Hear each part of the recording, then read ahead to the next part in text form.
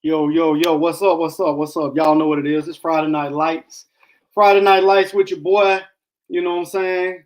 Coach One Time, aka Walt, you know what I'm saying? Whatever you prefer. That's cool, you know what I'm saying?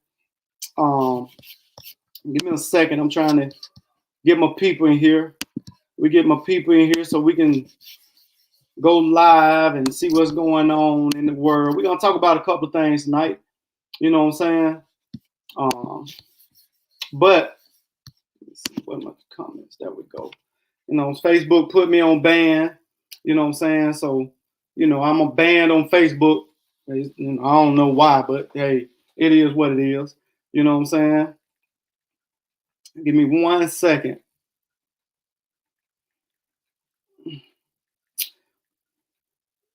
One second. But you know, we're gonna talk about a couple of things in the media today, you know what I'm saying? Talk about Chinese racism. You know what I'm saying? We talk about Chinese racism. Is there a such thing as Chinese racism? You know what I'm saying? Jeremy Lin said it is. He said it is a such thing as Chinese racism. He's saying that, you know what I'm saying? And then, of course, you know, we just had this shooting of the Chinese people. You know, that's a sad thing, you know what I'm saying? But that being said, we're going to talk about a couple of things. Let's see if I can get my people in here. Let's see if I can get my people in here so we can chop it up. I'm on. But yeah. What's up, Bruce, man? What's up, Bruce? How you doing? How you doing? We're gonna talk about a couple of things. One of the things we're gonna talk about, man, you know, is it really discrimination against the Asian community? You know what I'm saying? Of course, you know, in light of the events, and I'm not trying to, you know, not support nobody, but in light of the events that went on, is it really Chinese racism? You know what I'm saying? Is it a thing against the Asian community? You know, and I'm sure racism is against, you know, all communities, but the black community, you know what I'm saying? What happened to racism in the black community? I thought we was talking about the black community. I ain't know Asians was facing racism like that. You know, and I could be wrong, you know what I'm saying? I just didn't know that, you know, that the Asian community was facing racism on that level to where, you know what I'm saying, it was a threat amongst their community. You know, of course, you know, we're going to talk about a little history. We're going to talk about a little black history. You know, matter of fact, we might even go into this TV show that I thought was a very interesting show. It was a very good show from both sides. If you like occultism or, you know, so-called pseudoscience, and you like a little history, the show they had, Lovecraft Country, they had on last year. I thought it was a very good show. But, you know what I'm saying? Let's talk about, you know, is it racism in the Chinese community on a large scale? So, well, you know, the brother Jeremy Lin, the ex-basketball player, you know, he want to bring light to it. He want to bring light to the, you know, the racism in the community, of the Asian community. You know, what do y'all think about that? What do people think about? Is it racism in the Asian community that we really need to, you know, do we really need to like just take a look and just see all the racism that's going on in the world? in the Asian community in America? Like, is that really a big issue? You know what I'm saying? Is that a big issue in the country right now? Jeremy Lin said it is. Jeremy Lin says that, you know what I'm saying? Jeremy Lin say that, it's racism. The Asian community has been facing racism, and it's something that needs to be addressed. I think it's very surprising that he will say that, and then a couple of days later, something that happened in their community. Now, I'm not trying to start no conspiracy theory, all this, but it's just very surprising. You had Jeremy Lin saying he wanted to raise the consciousness of racism in the Asian community, and then you have a major event that happened in the Asian community. You know what I'm saying? I think that's very coincidental. And like I said, I'm not trying to start no conspiracy and all this, but I'm just saying, what, is it racism? Is it racism in the Asian community that we need? Do we need to be overlooked? Do the racism that blacks face on a larger scale, is that something that need to be overlooked? You know what I'm saying? Is it something that's being overlooked now? My only thing with the whole with the Jeremy Lin thing was, of course, y'all know Jeremy Lin was a basketball player. I think he played for the Houston Rockets and the New York Knicks. Well, the reason why he was such a big deal is because he was Asian. You know what I'm saying? The reason why it was such a big deal that Jeremy Lin, what's up, Netta, what's up? I got the link right there if anybody want to come in. And I did say right there because I'm from the South and I don't, shy away from being from the South. Anybody got a problem with it, boo-hoo.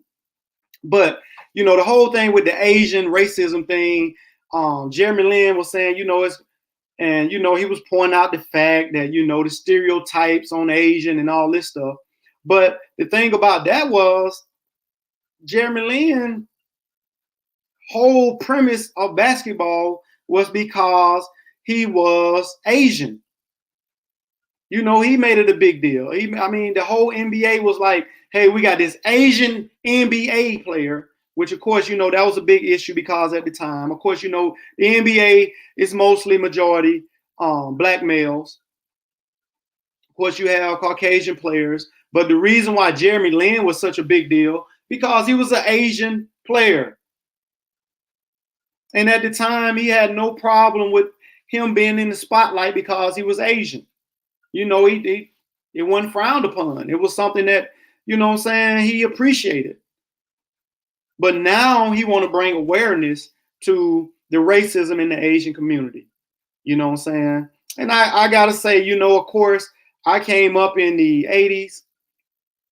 And, when I was smaller, the big thing was, of course, the Kung Fu flicks. You know what I'm saying? All the black people want to know karate, and all this stuff. I hope I'm not being racist by saying that, about these different communities. But let's be honest, that was the big premise. That was the big thing on that with the Asian community. Okay, shoot, black people wanted to know karate, Kung Fu. You know what I'm saying? And that's why that's why a lot of people, black people in the community, they paid attention to the Asian community because they want to see karate. Now, I hope, like I said, I hope I'm not being insensitive to no one because I don't want to, but let's be honest about the whole situation. The reason why Asian community had a big influx in the black community is because of those karate films in the 70s.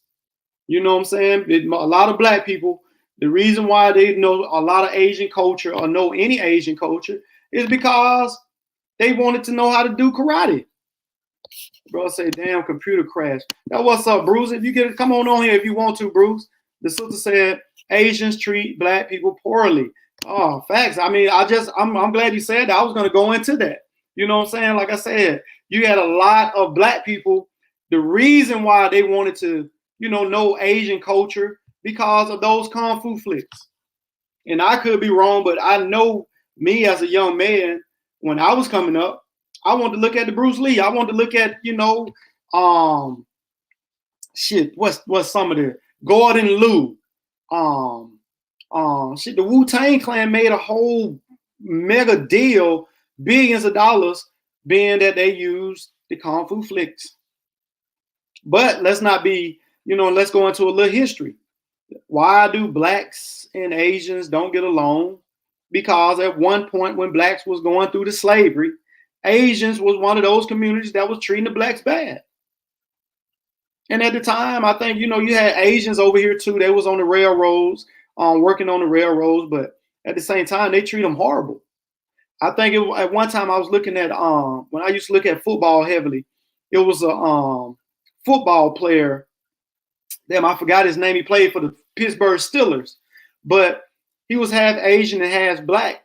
But he was saying how they cast his mama out of the community because she had a half Asian, half black child. I forgot his name. I gotta think of his name. He retired, but he would play wide receiver for the for Pittsburgh Steelers.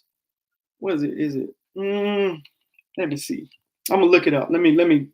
You know what I'm saying? Asian, black, wide receiver. But I forgot his name. But he had a whole little story where they were saying that his there you go, Hines Ward Jr. He played for the Pittsburgh Steelers, but he said that at one time he didn't even like his Asian heritage because he was saying that they treated him so bad. So they basically kicked his mama. What's up, that work? What's up? Ibio, what's up, brother? How you doing, man? How you doing? Glad y'all came over to support. I appreciate you. You know what I'm saying? Because I'll be honest, I was gonna talk to my goddamn self. You know what I'm saying? I was gonna talk to my goddamn self, but appreciate y'all coming over. Thank you, Ibio. Come on if y'all want to, man. I put that link on there. But Hines Ward, he was saying that that the Asian community treated his mom so bad that he hated that side of his heritage because they basically kicked his mom out because she had a half child. He was half black, and they hated the fact that she had a half black kid, and they kicked him out. They kicked his mama out of the community. So when we talk about racism, like I said, Jeremy Lin brought it to the front. Of course, we had the incident. Please, I'm not trying to be insensitive to no one's need. But my thing is, he was Korean. That's what's up. That worked. I think I could be wrong. I'm saying Asian. I'm just talking about them as a whole. Oriental. I don't want to say Oriental, but Oriental, Asian. I think they pretty much. But like I'm just saying though, they point out the fact that they saying they receiving racial injustice and all this stuff. But shit, where they at when all the black people saying this every year? You know what I'm saying?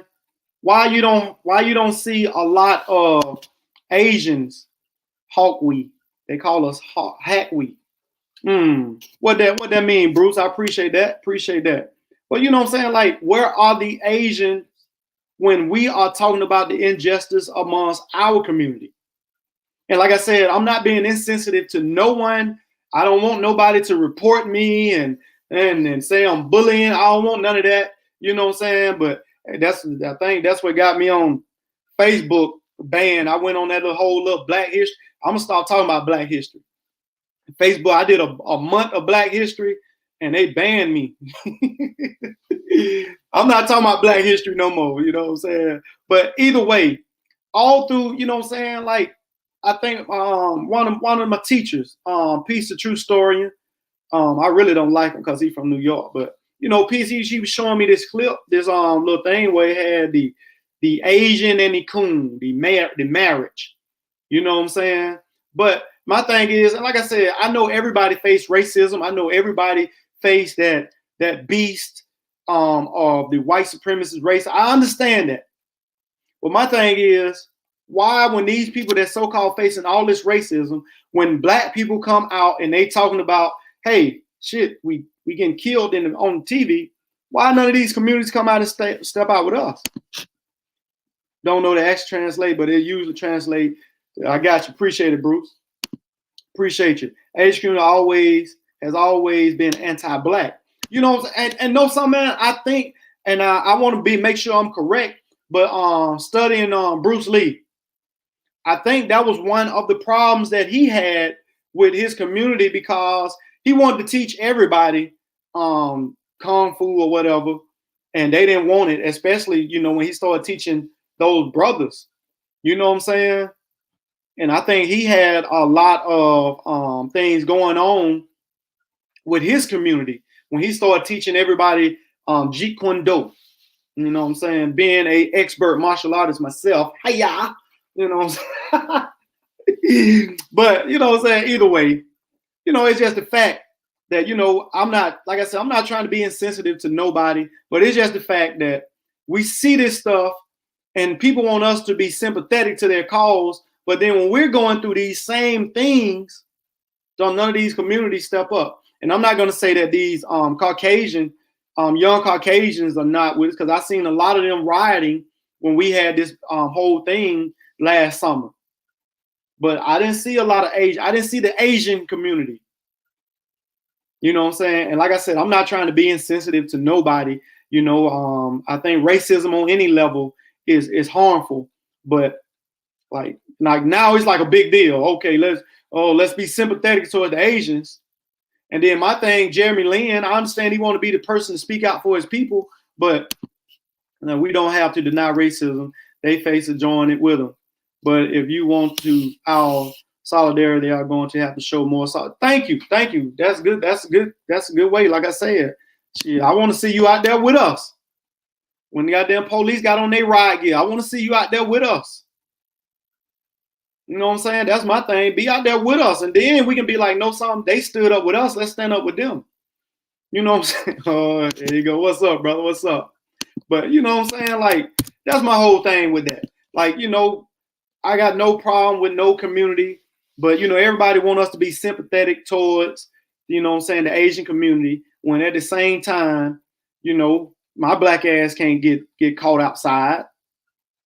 I can't do some of the things that they do. I haven't seen a no matter what city. I know in New York, in California, they got Chinatown and all this different stuff. I ain't seen Negro Town. You know what I'm saying? I ain't seen Negro Town with the support. And like I said, and I really truly believe the reason why that Oriental culture is in the black community is because of martial arts. I think at that time during the 60s and the 70s and the 80s, black people got so caught up with learning martial arts and want to be martial arts that they accepted their culture. Because I'm not standing with nobody with black folk. I'm doing a show tonight. What's up? Come on the show now, brother. Students of failed mission claim lawsuit against university claiming black folks are getting college admission before them. You know what I'm saying? Ogun after dark. That's what's up. But you know, you're right, like, and it's so crazy.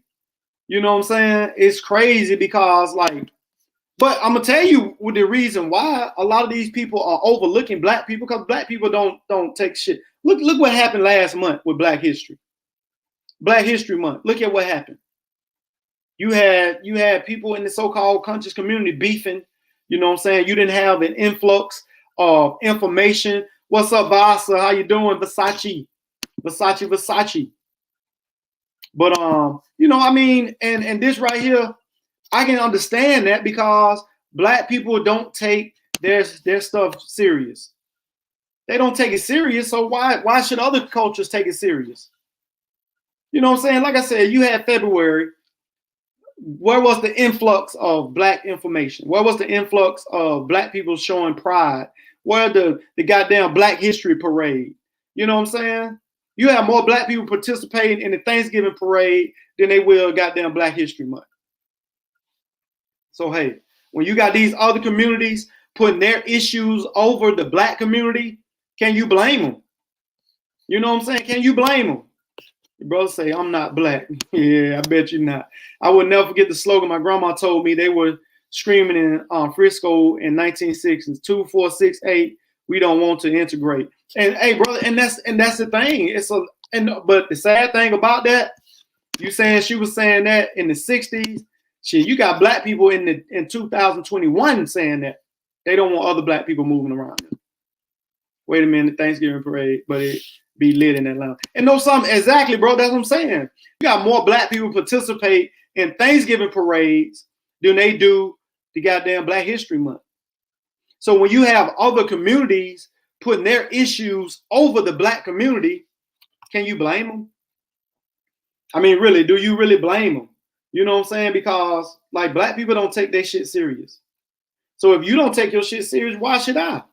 So now in all this talk, just think about before COVID, even after COVID, you know what I'm saying? You was talking about Black Lives Matter. We were just having goddamn riots all over the country. Then goddamn COVID hit. You know, during COVID, we still was talking about Black Lives Matter.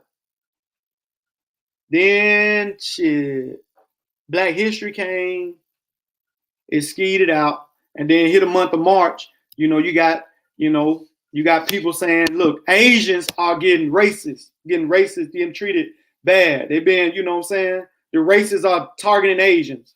And the Bruce is both eyes closed, black. I seen it. I sent it. I don't know what that's. It's both eyes closed, black. I sent it. Oh, what's up? Gobble gobble inch. Yeah, bro. You know what I'm saying? But that's my thing. So like, if we don't take the shit serious, why should we? And then of course, you know, if we don't take it serious, you know, other communities gonna jump. Okay, well, shit, they don't want to talk about their shit. Let's talk about our shit. Let's talk about how important it is to have people be aware of Asian people being mistreated. You know what I'm saying? Let's talk about Asian people being mistreated. Forget Negroes being mistreated. And then my thing, and I understand the guy want to step out. He's a celebrity of sort. Jeremy Lin. Jeremy Lin talk about the stereotypes of Asians, but when everybody was supporting his ass playing basketball because he was an Asian, he wasn't saying that then. You know what I'm saying? He wasn't saying that then. That's my whole thing. Like Jeremy Lin want to bring attention to Asians being mistreated, but he wasn't saying that when he was playing basketball. When everybody was like, "Hey, look at that Asian guy, man, he good." He made some money with the Houston Rockets, and I think he played for the New York Knicks. The New York Knicks. They lose so goddamn much, I don't even know their name. New York Knicks, man. But you know, he wasn't saying, "Hey, I'm Asian. Don't you know what I'm saying? I want to bring out some about racism." No, he wasn't saying that then. What's darker than both eyes being closed? Oh, hey. Yeah, brother. Coach, you got a fresh ball. Yo, you know, bro, I got to keep that thing fresh, bro. You know what I'm saying? I'm like, you know what I'm saying? Where I'm from, bro, you got to look good, bro. You know what I'm saying? And then you notice I got on the white shirt so I can be holy. You know what I'm saying? When you wear white, you feel better. So, you know what I'm saying? I got on my white shirt. You know what I'm saying? You know, got the fresh lineup. Anybody want some tips on lineups, let me know. I got some beard oil that I made straight from the holy tablets. Holy tablets, beard oil and shaving cream. You know what I'm saying? Get you some. But you know, like I said, we can talk about it, but you know, like I said, you know, I understand racism, and that's a monster that's real bad. But when we sit up ignore our issues, other communities will take that space. If we don't want to take our issues serious, you know what I'm saying? That was up, man. That was you know what I'm saying? They said you look like Milsker after he got out to say, no, stop, man. Stop. Not Milsker, bro. You know what I'm saying? That was up, man. You know, but you know, like I said, we don't talk about our issues and we don't take it important, then other communities gonna take that. Other communities gonna be like, shit, they don't want to bring attention to their shit. Let's take advantage of it. We got a new president who's trying to prove himself, who's trying to make sure that he go down and erase the stuff that the last president did. If the black people don't want to take advantage of this, shit, let's take advantage. And like I said, it just so coincidental. I'm not trying to feed no conspiracy, but it just coincidental. Coincidental. I know the word police on here, but it's just coincidental that Jeremy Lin would say, let's bring attention to these issues, and then we had the other situation that happened. You know, I mean, but either way, You know, I usually recommend books that I read, that I check out. This one right here just came in. I got another book by this brother William Steele, but you know what I'm saying. The Underground Railroad: Authentic Narratives and First-Hand Account by William Steele. And you know what I'm saying? Like I said, I recommend books. I read them. You know what I'm saying? Another book, Nature Knows No Color Line by J.A. Rogers. You know what I'm saying? And I'm going to bring this book out because I know some people have alliances to different organizations, and, you know, they'll bring that attention to that whenever, you know, they get a chance. So, you know, one of the books that I read that, you know what I'm saying, is a very good book if you want to learn about different organizations.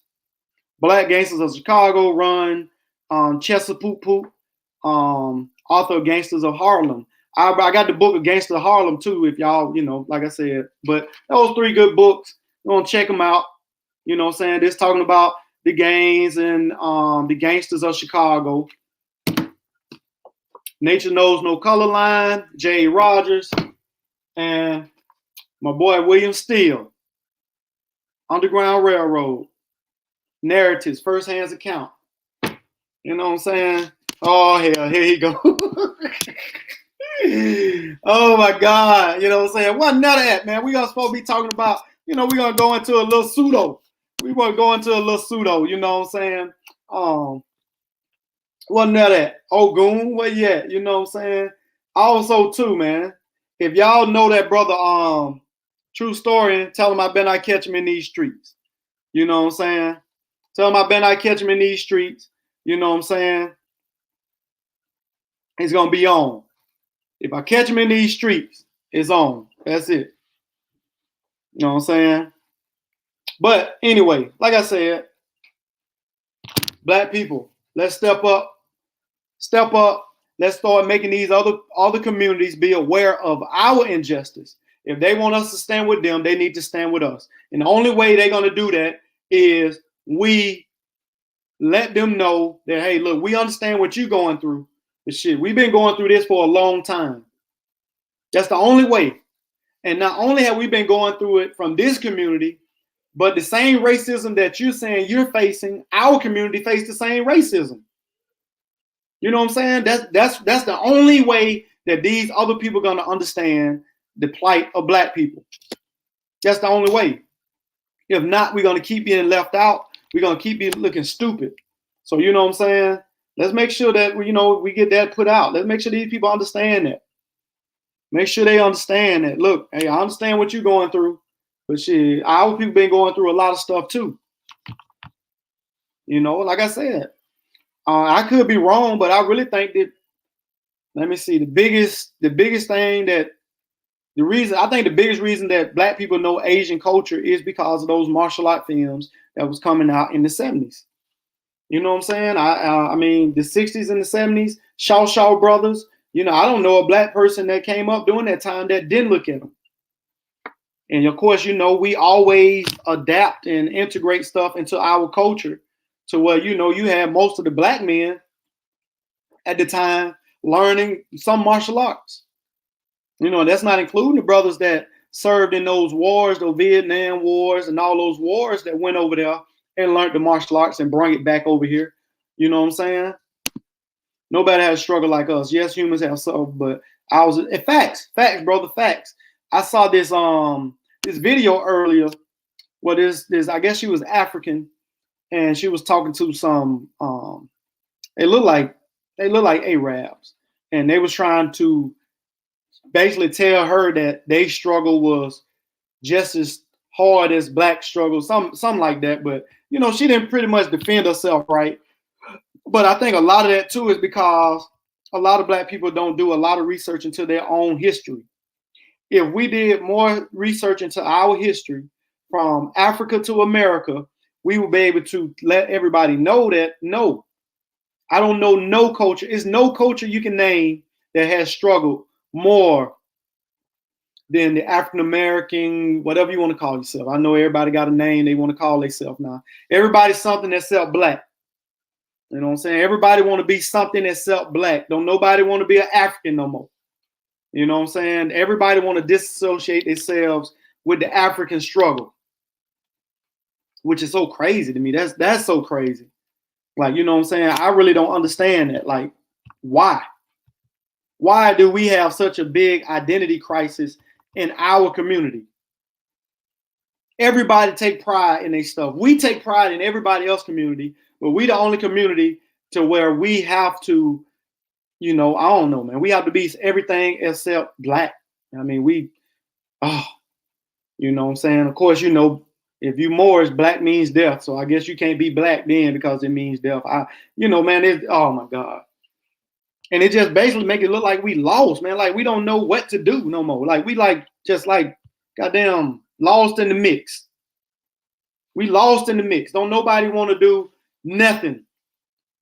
Don't nobody, oh, here go the New Yorker. Great job, keep building, Negroes will come. That's what, well, you know, man, they probably gonna come in a few minutes when, you know, Ogun them come over here and start talking about WAP and, you know, how the sister slide down the pole, you know, and build up, you know what I'm saying? So it's all good. I'm glad to see you in the house, bro. I appreciate your support, you know, but like I said, everybody take pride in being everything else except black. I don't understand it. I really don't understand it. You know what I'm saying? It's like, shit, blacks don't want to be blacks. Asian facing the most racism. White people saying black people privilege. Black people saying white people privilege. And it's like, shit, what? Don't nobody want to pay attention to us. What's up, sister? What's up? You know what I'm saying? Hello. What's up? How you doing, sis?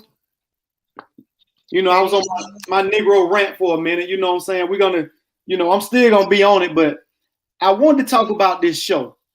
And I know you look at it and, you know what I'm saying? I want to know, does it really play a significance in our community? I know it's a TV show. I know it's for money, but, you know, I want to just talk about the significance that show played in our community. And if you don't know, I'm talking about the show Lovecraft Country. It was a show that came on HBO, right? Yeah, it was on HBO. Yeah, and it was a show. Of course, you know, I know my super conscious, my super educated people are gonna be, oh, they're pseudo and all this. But the show pointed out a lot of stuff that was going on in our community at the time. And I thought it was a great show from a historical point, showing that the struggle that black people had at the time of our of coming out of slavery and all this other stuff. I thought the show was real good in showing the what's the word I'm looking for?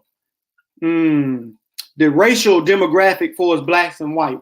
I remember the sister bought a house that was in the white community, and they tried to kick her out of the community.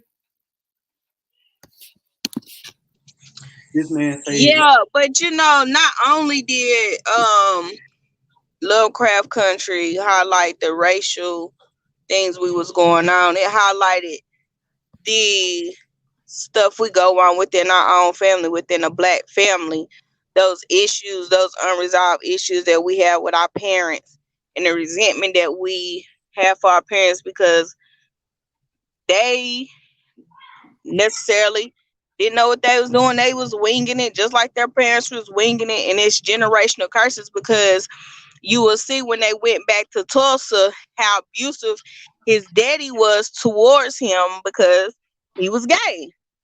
And so then what was the daddy name? Do you remember the daddy name? no, I don't remember his name, but I do know he was beating his son. Tick's daddy. Yeah. He was started becoming abusive towards him. Yeah, he was beating his son so because he thought he wouldn't be gay, but he was gay. No, but I'm saying, but that stemmed from his father beating on him. He was trying to beat that out of him. So you could see how the generation. You remember when they did a flashback towards when they went back to Tulsa, right?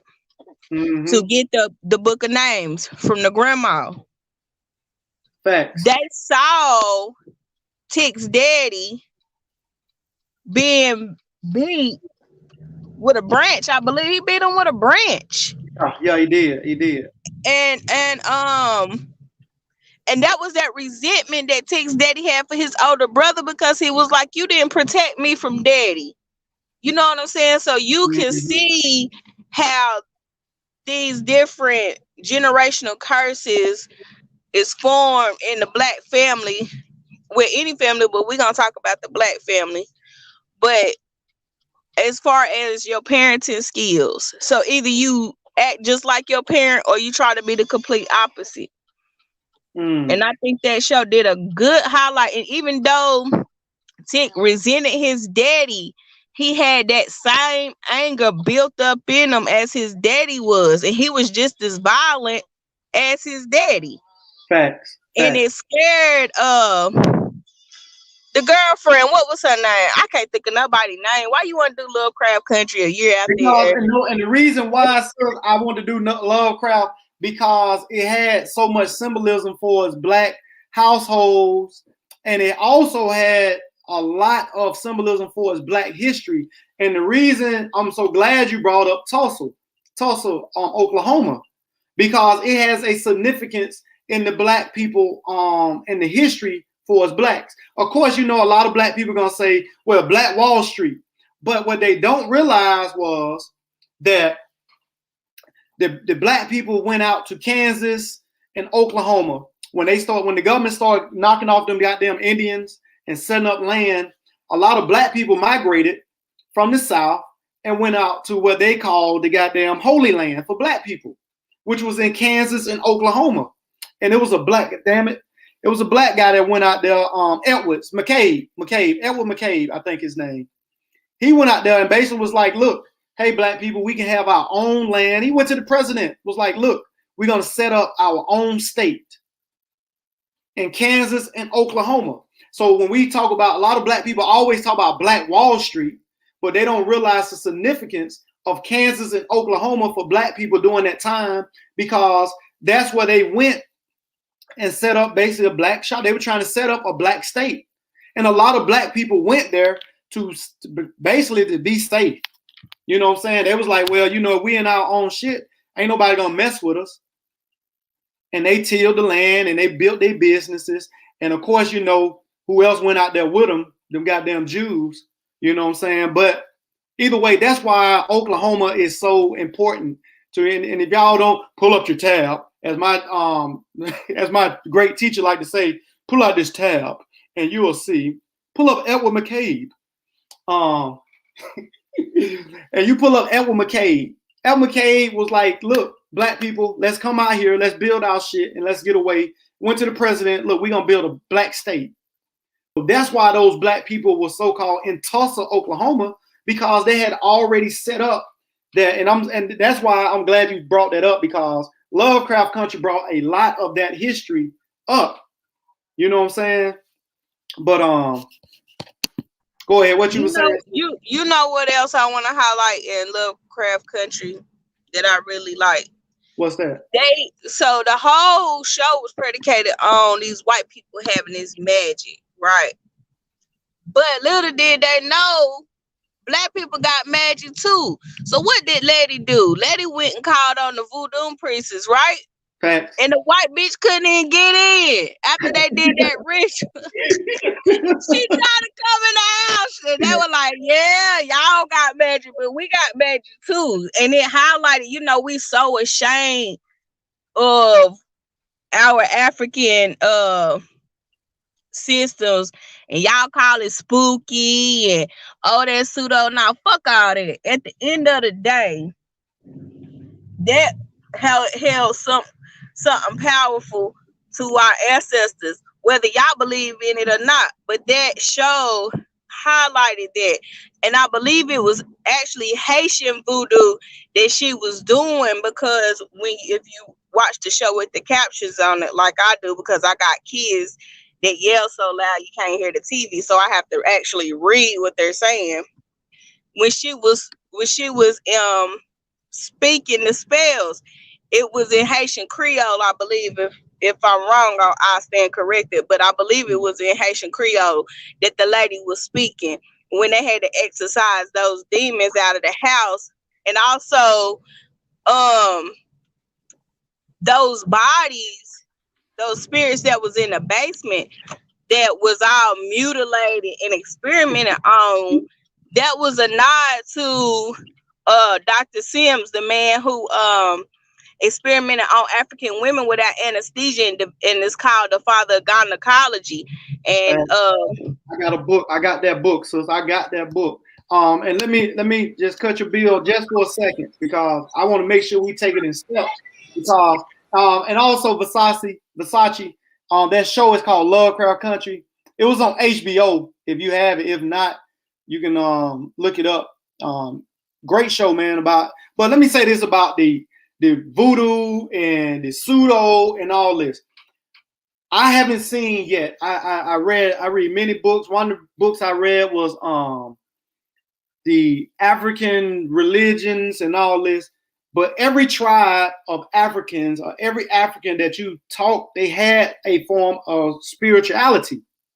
It's nowhere that I could find where they was just like, know something, we atheists and we don't practice this, we don't do this. And they brought that over. And not only did they practice it, but the Caucasian practice it. You know what I'm saying? So, it's like to each his own. But my thing is, hey, if that's part of the culture, that's part of the culture. You know what I'm saying? So, when we talk about the voodoo and all this other stuff, if it's part of your culture, it's part of your culture. Who am I to tell you what's part of your culture is fake just because I don't practice it? So, you know what I'm saying? That was a great point. Another thing, it was one episode, I want to say it might have been the first episode. Remember when they went to that town where it was like a bricks, and they was at the goddamn place, and the sister say, hey, why did they paint the White House white or something like that? And yeah, that's when they was going to find the daddy. Yeah. Okay. Well, check this out. That town where they came through in the fire truck, and the white people, they like, we got to get up out of here. That town was actually Arab, Alabama. And as my master teacher like to say, pull up this tab. Arab, Alabama. Arab, Alabama was one of these so-called sundown towns. And of course, if you don't know what a sundown town is, it's basically you get at a certain time, if that sun go down, you die if you black. That's basically what it meant. Well, Arab, Alabama was a sundown town, and they stopped it. I want to say it was 1980 or somewhere in the 80s, where that town stopped being a sundown town. Appreciate that, Ogun. But Arab, Alabama, and if you look at the show, that street right there. If you look at the show and you look at that, that's the same street that they immolated right there. On the big side right there with the red building and the stoplight where the fire trucks came. But basically what they were saying in that town, Arab, Alabama, it was a sundown town. And it's a sundown town until the goddamn 1980s. And that would be killing me by these super revolutionaries. These goddamn super revolutionaries were, black. But shit, they ass won't go to them sundown towns and stay out there and protest at night. And Arab, Alabama is still racist. I mean, you know what I'm saying? Even though we're in 2021, Arab, Alabama is still racist. This is it right here. If you look at that show, you'll see the fire truck coming down. They in the little shop right there. You got the barber shop. But that was the town that they was talking about. Arab, Alabama was one of those towns. It's still, it ain't as bad, but shit, they didn't stop being like that until 1980 or something like that. 1980, 1990. Well, goddamn, if you got caught out there at night, you got it if you was black. You know what I'm saying? So that's that. Like I said, the show, even though the show is not on, the season is over with, the show was a good show for its history. Especially for people who don't have time to read a bunch of black history books. Then you know what I'm saying, they could see the history, and a lot of stuff that they was talking about was basically real things. You know what I'm saying? But go ahead with your bill, sis. Nah, I was just saying, Lovecraft Country is a show that you could probably sit and build on the show for hours, and there's so much stuff intertwined in it, whether it's the historical aspect, the social aspects, dealing with family and race, and the political aspects. Anything you could pick it apart and find something that you can relate to in that show, and I think that's what made the show so great. I had my little dislikes about it, but hey, everything can't be perfect. But I really do recommend that show. Well said. We need the realm of communicating ideas only because Black people need hope. Two is fueled the imagination, yes, even trapped into more characters. So I don't care about pseudo. That's what's so. I mean, and my thing is, like I said, I understand everybody have a lane. Everybody have something that they want to get at or whatever. But at the end of the day, I don't know. All my reading that I have read, and I haven't read everything, but I haven't seen what no African tribe or African people or descendants of Africans or Moors or whatever you want to call yourself. I haven't seen not one race of us that has not have some form of spirituality. You know what I'm saying? And that just, hey, it is what it is. But the show, like I said, the show talked about a lot of history. And like I said, a lot of things, when we talk about Tulsa, Oklahoma, a lot of people love saying Black Wall Street. The reason why they talk about Black Wall Street so much is because it was in the forefront, and it was talked about how basically when you talk about those type of places, whether you believe it or not, I believe the reason why the media pumped those places because it shows how white supremacy was able to stop those Black people. That's just me. That's the reason why you only hear about one side of these stories.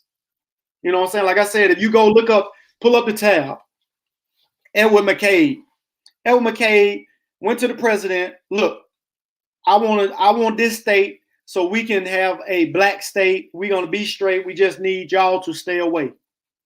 But a lot of Black people went to Kansas. When they started clearing out those Indians out there, the government started getting at those Indians. A lot of Black people went to Kansas. Between Kansas and Oklahoma, you had a whole migration of Black people that went out there. And they don't tell us about that. And that's where, you get a lot. Well, that's going to be another bill. But that's where you get a lot of your ideologies for Black people being Israelites. I'm not going to go no further than that, but we'll go into that later. But you know what I'm saying? Why does Ogun still have Christmas light up in the middle of March?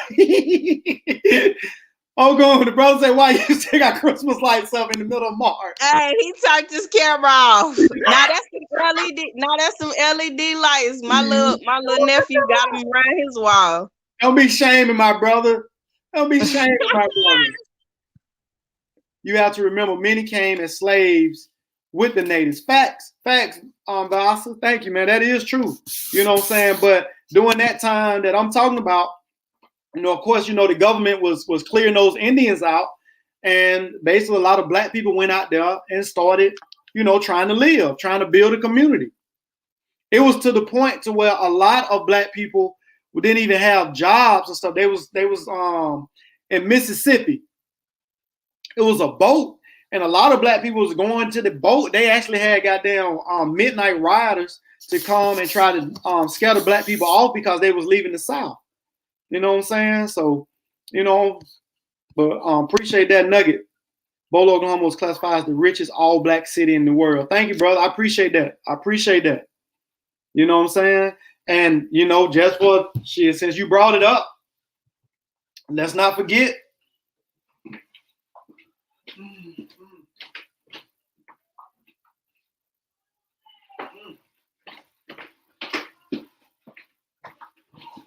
And since we talking about richest Black city, Black person, let's not forget Jay-Z was not the first Black millionaire. Jeremiah G. Hampton, Wall Street first Black millionaire, aka Prince of Darkness.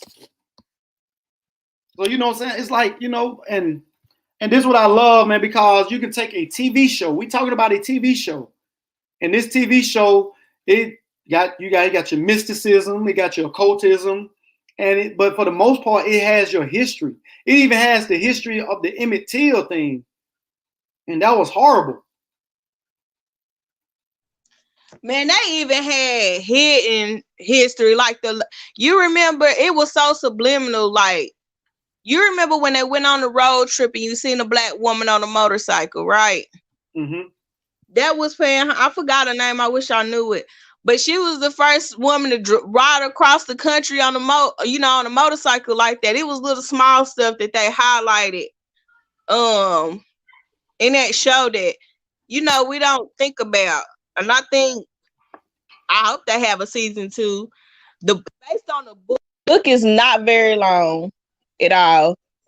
But well, Negroes ain't finna read no book now, so I mean, but shit, you don't want to read. I mean, that's what they got Audible for. Come on, like. No, come on. Matter of fact, I didn't even read the book. I got the book on Audible and listened to it while I was doing my delivery. And let me say this. Oh man, god damn, man. Look what don't happen, man. We don't bring out the God, man. Man, what's up, man? We got Alan Brown. Damn. Shit, we big time. Oh shit, nigga, we big time. We got the God on the show, man. You know what I'm saying? Hey, man. What the brother say? I'm scared of my Clubhouse crew. You scared running back on YouTube. Hey, the brother say you straight master teacher on the Clubhouse. Brother said that that Rob Bowen talking to your goon.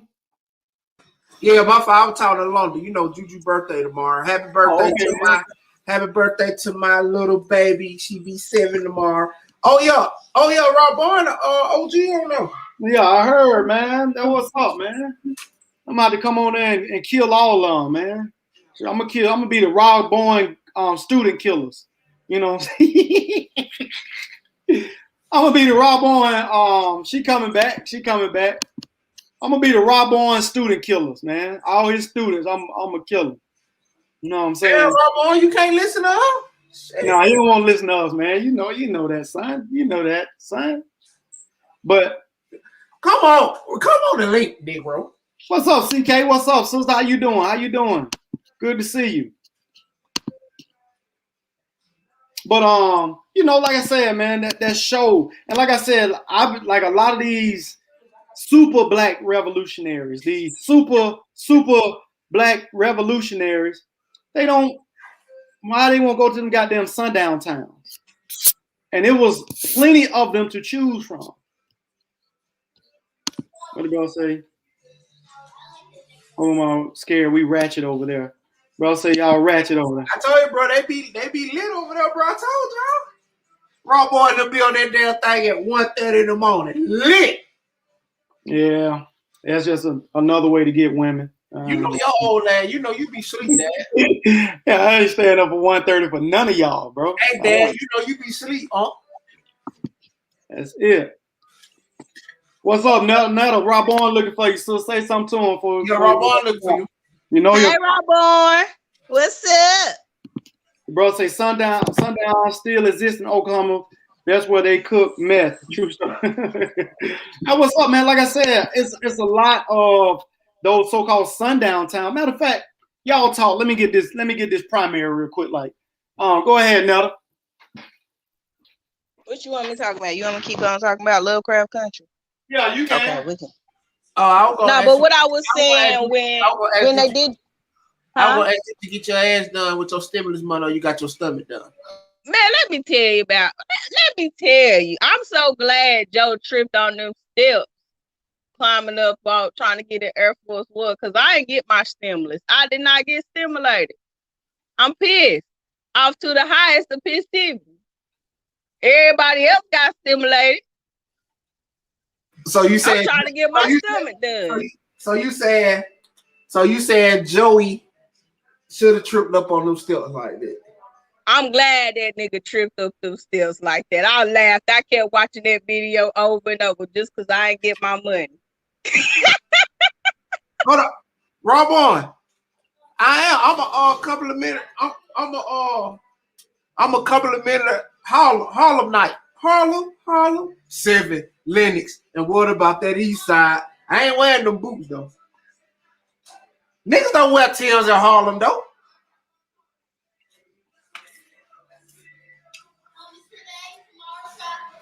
Well, when you get your stimulus and your taxes, so you can get your ass and your stomach done. Okay. Yeah, cause see, you know what I told you about my little problem, whatever. And I got this daggone kangaroo pouch from the C-section, bruh. Let me tell you, y'all don't understand. Y'all give women a hard time, but y'all don't understand what we got to go through with that C-section. Oh, you looking for them faults? Crayons. Send you drew upstairs. Huh? Damn, it's on the sofa. Send you drew upstairs. Boy, I ain't muted. Damn, I fucked y'all. Oh shit.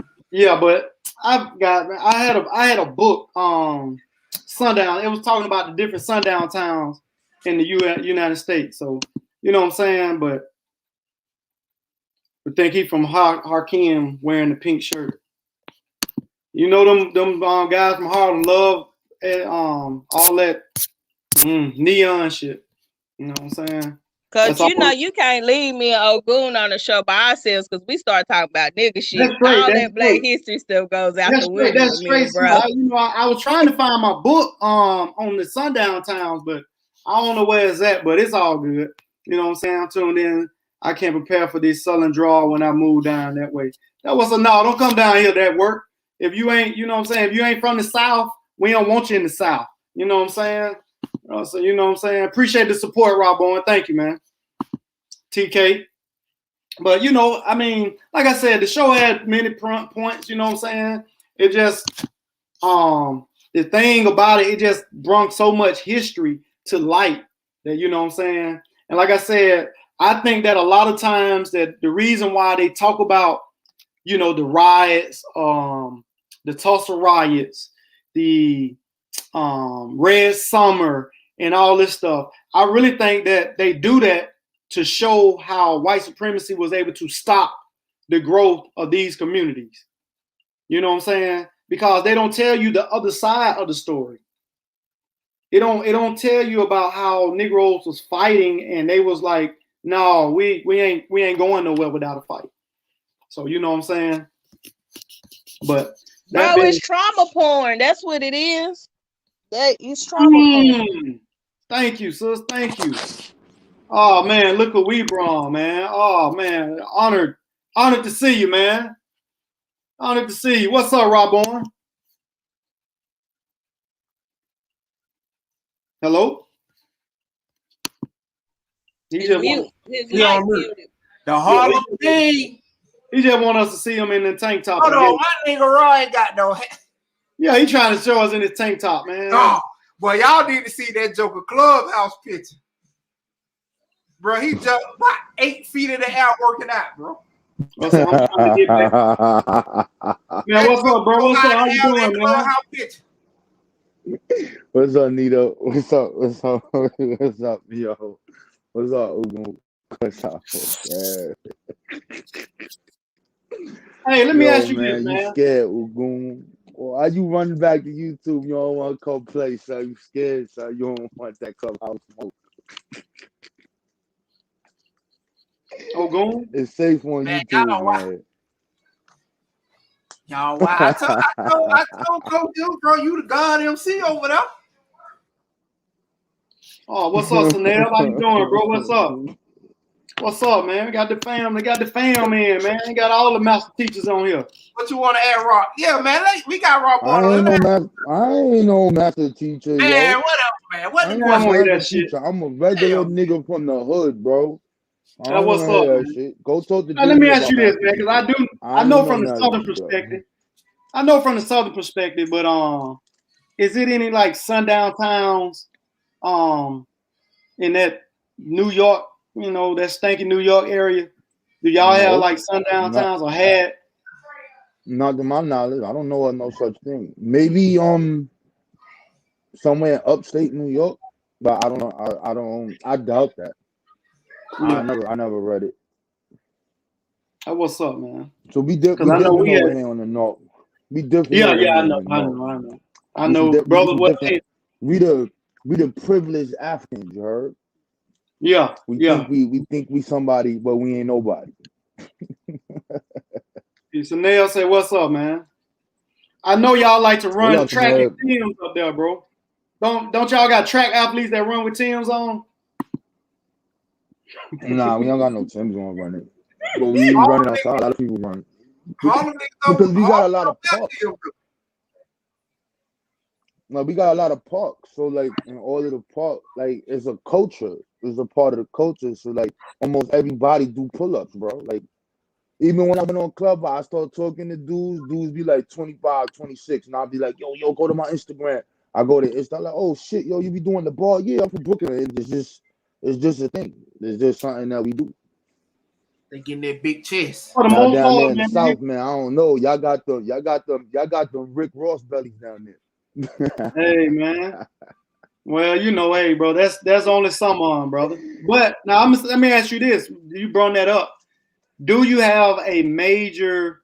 I ain't gonna say major, but do you have a major influx of brothers and sisters being healthy up in the New York area? I don't know. I don't know how to answer that.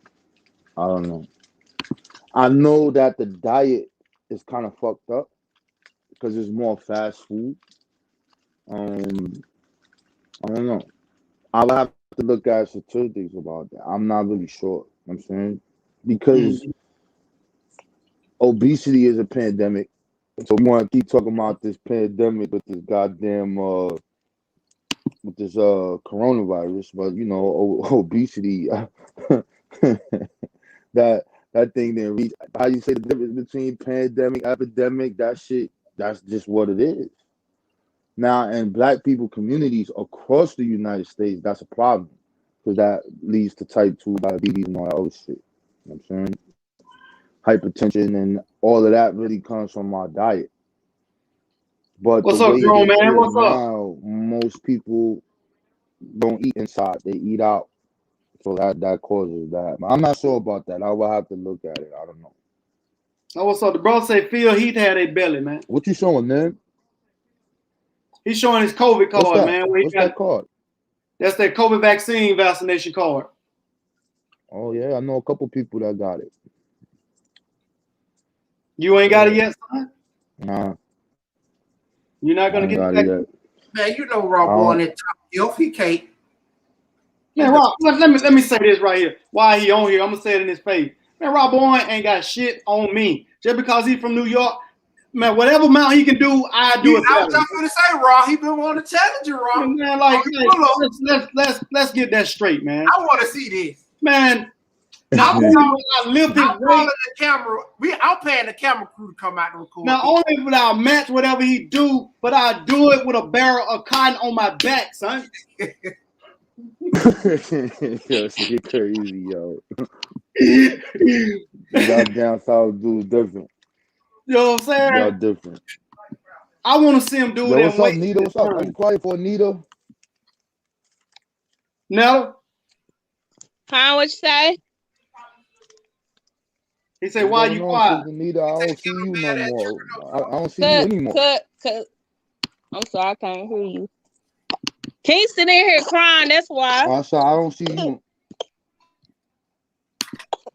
You don't see You me. got the baby in there. Yeah, she just had that baby, Rob. Yeah, I had to. Just cause it was some damn vagina. Congratulations. Oh, thank you. It's a battle, an uphill battle. I'm telling you. Now, but what you say? You don't see me? Yeah, I haven't seen you, but now I know why, because you was pregnant. Okay, I didn't know that. Oh yeah. But I honestly though, man, I want to come up there and run that hill, man. That you be running. You ain't trying to do that. You ain't trying to do that hill. You gonna die. Yo, man, I promise. Truth walked it one day, and I was like, "That's gonna be my thing when I come to New York, man." Nah. Who? Truth walked the hill? Truth story. He walked the hill, man. He walked it, son. He fucking with you, I Raw. think he ain't walking up that hill.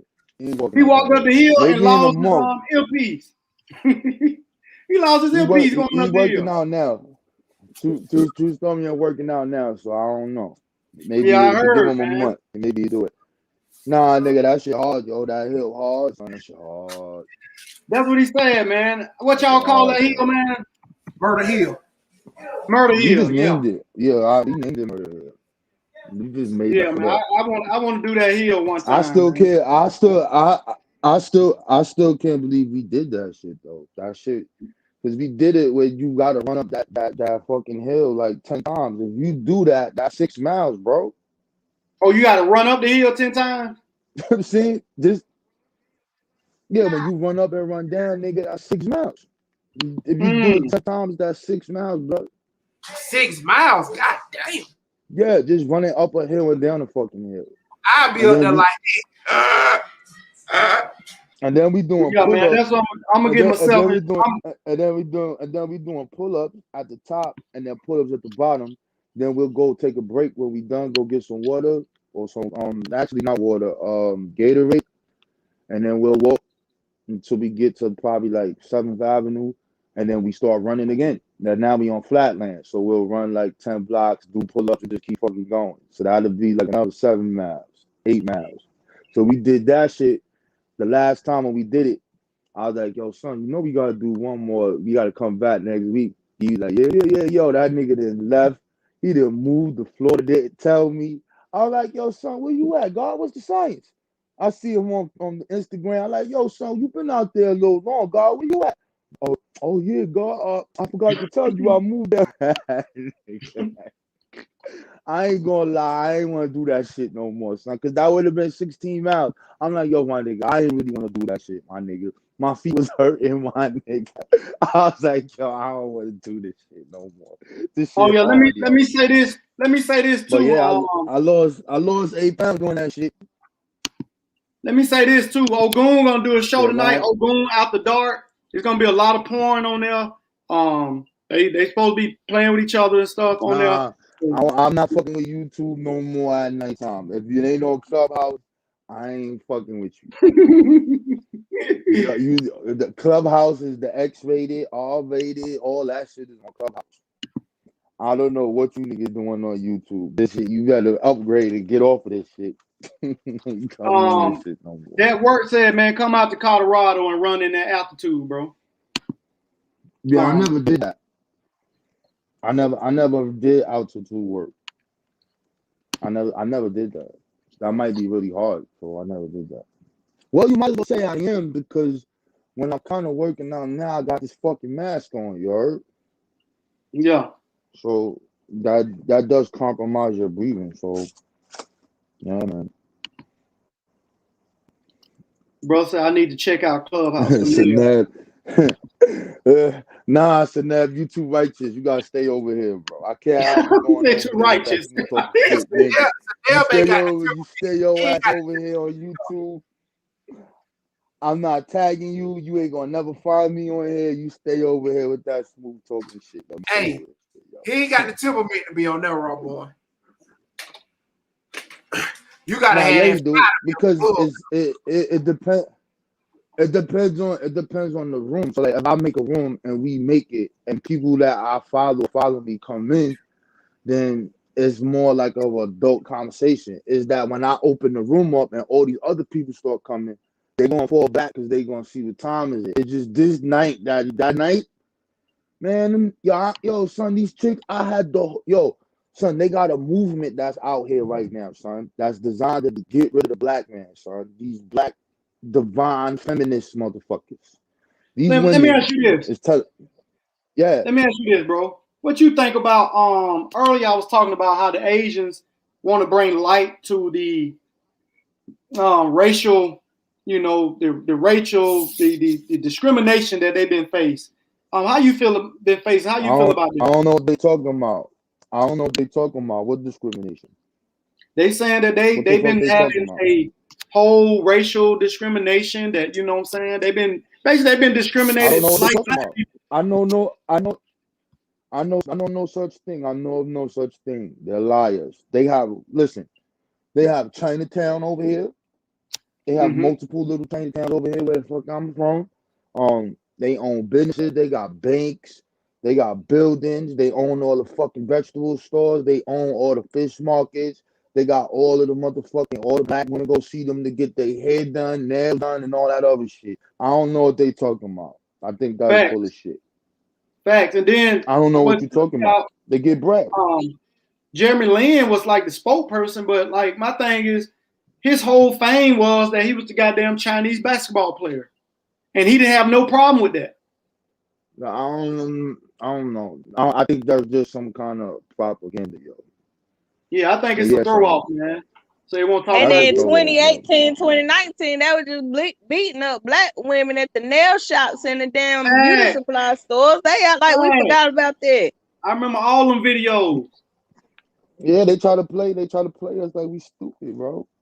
But yeah, man. But I really think they do that because black people don't you got distractions. You got distractions coming from everywhere, and I'm telling you, son, this new thing that's going on right now, this shit called divine feminine shit.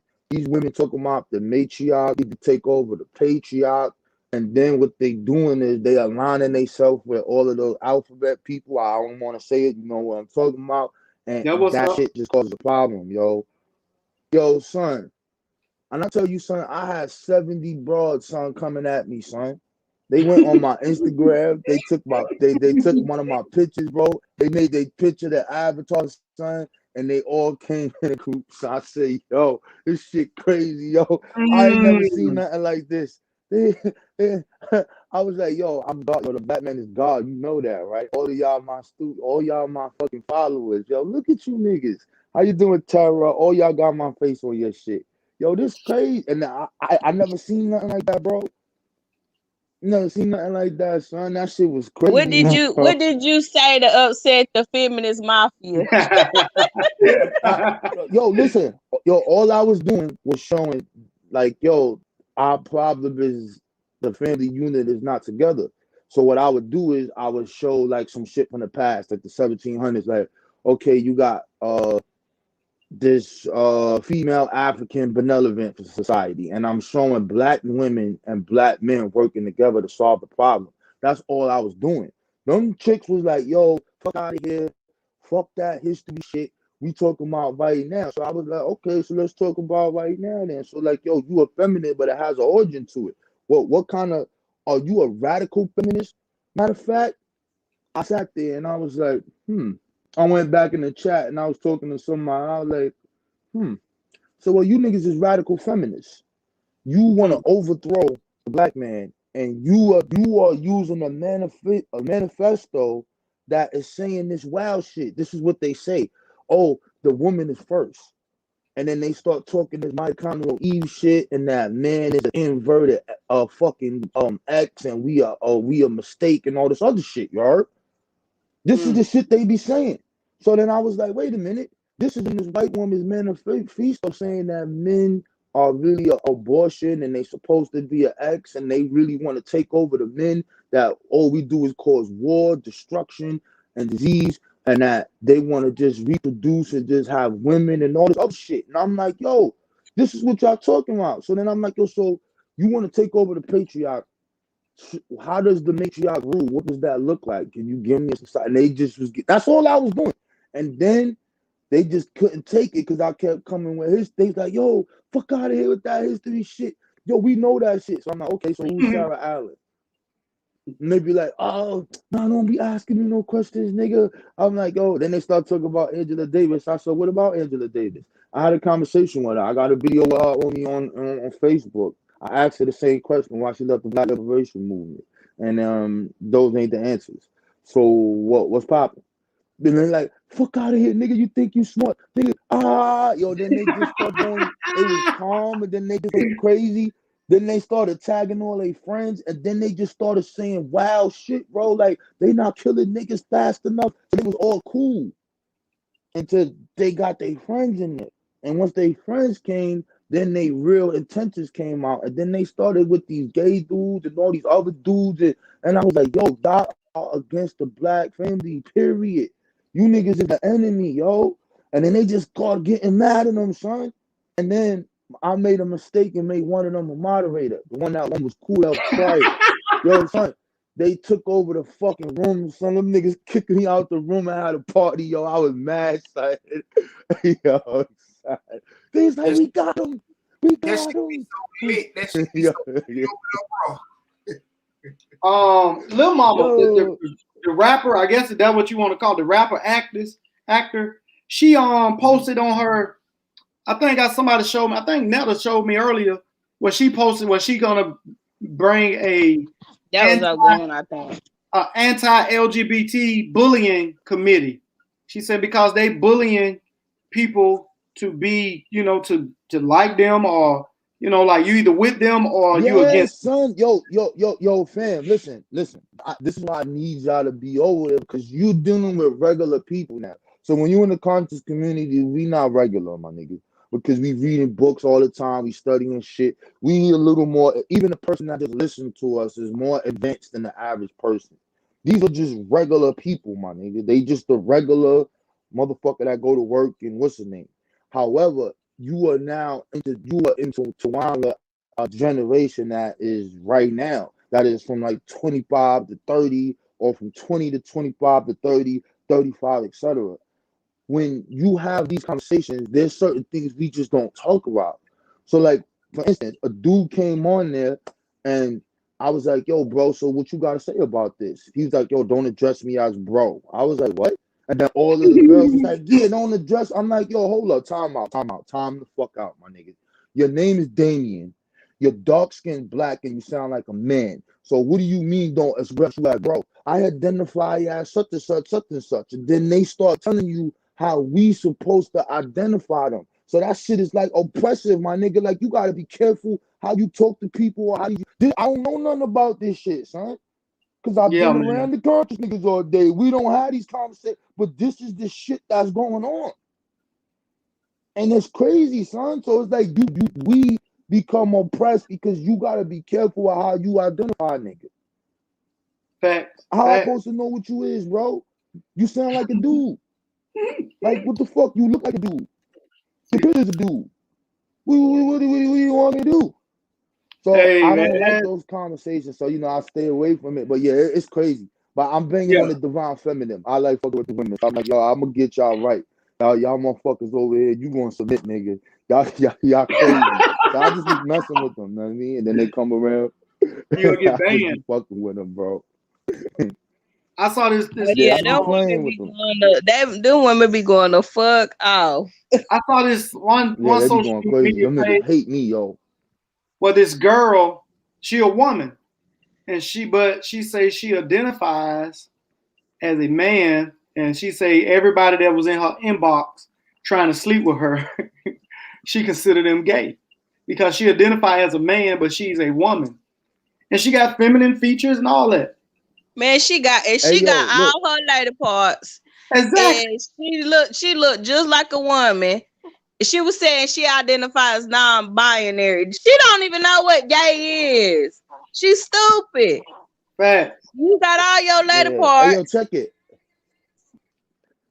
Yeah, and this young kid, right? He was like 25 from Brooklyn, right? So he brought up a good point, and he was like, yo, what do you think about the people who are in the MMA or the people who are fighting and they're actually men who got their thing cut off and they identify women, but they in there cracking fucking women's skulls and shit? Like, do you think that's good? And them girls was like, yeah, they're women. I said, no, the fuck they not. They're genetically a man.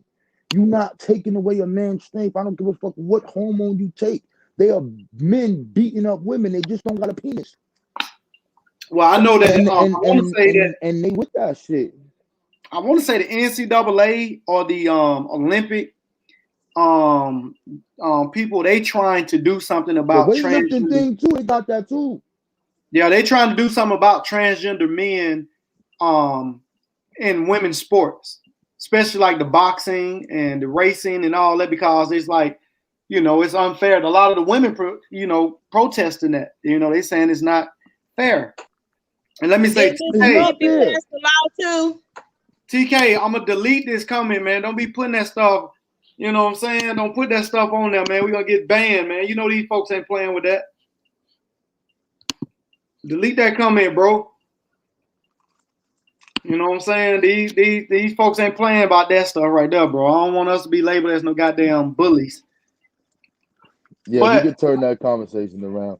We could change the yeah, conversation because that shit nuts. Yeah, I was yeah, just telling you like they asked me about the feminists. That's yeah. what was going on. I get what you're saying because, like I said, the girl, Lil Mama, she was like, she gonna start an anti-gay bullying movie where the LGBT community is basically bullying people to basically look, either you're gonna be down with us or we just gonna get you shut down. You know what I'm saying? And it's to the point where it's kind of going and infringing on your right to have free speech because if you say something they consider that's not, you know, of their community, shit, they getting your ass banned. Like, you know what I'm saying? You can't just say what you want to say freely. Just like Ogun could get on Facebook and say nigger and say he don't like his fully colored kids over here. He only like his Facts. mulatto kids, but they ban me. Facts. Facts. And then they Yeah, banned me. Well, it's true. man, I been got kicked. I keep getting kicked off Facebook, man. These niggas keep ratting on me, man, trying to get me kicked out, man. I don't even know. I get I kicked out. think me doing that goddamn Black History Month shit what got me in trouble. They be like, no, you want to be too black. You know what I'm saying? They ain't come after me till I did that damn Black History Month thing last month. And then Ogun get on there talking racist as hell. And they like, he cool. They be like, he cool. What true story in that? True story in here? He was in the chat. Man. I don't know. He probably did. Yeah, you know he ain't gonna stay long. But yeah, man, it was cool though, man. It's cool. I don't know what to say, man. I don't know. I was previewing Shaka Amos, the return of the Shaka. Oh man, okay. That was You saw. I didn't see it. Now I thought what's up, Sutek? I thought Shaka Amos was Egyptian. You know, I thought he was the artist that made the multi-million selling Egypt Was a Black Land. How is he attacking somebody else that's saying they Egyptian? I ain't understand that. Nah, like I understand what he's saying. The conscious community is very weird, bro. And you know, I kind of say it because it's true. Like it's a religious internet gangbang. That's what it means. Conscious community equals religious internet gangbanging. And it's to the point. I understand where it comes from because I used to do it, but I always wanted to learn. You know what I'm saying? I will be open to learn different things. However, it's a bunch of people who used to follow something and then they found out it was a lie, and because they feel like they've been lied to, they want to tear it down. That's okay. You can do that. However, when it gets to a space where you are now talking about recent history and the institutions that were built to form liberation for us to get us to where we are now, that never gets talked about. Just the doctrine. Like the niggas are pseudo, they believe in God, the niggas doing the divination system, fuck that shit, we don't need it, and da. So you erase all of the people who did things even though they believed in these specific things. And that's a problem. So that goes with Shaka. I mean, I get his point. He like, yo, Dr. Ben and all these people, they said don't make this Egypt shit a religion. And he's basically talking about what happened as the time started going on with the niggas with that yoga, Egyptian yoga shit, and then these dudes coming with their temples and talking about I'm a priest and all that. That's not what those historians were doing. And they wanted to put black people about it. And he's basically saying that is the demise of whatever you want to call it, Kemetic consciousness or whatever. So then you guys know they got personal problems. They got personal shit against Jabari and all that other wild shit. Talking about y'all aren't really teaching what Kemet do. Same shit I've been saying. But now, you know, now niggas want to say, all right, I see it. For coming full circle.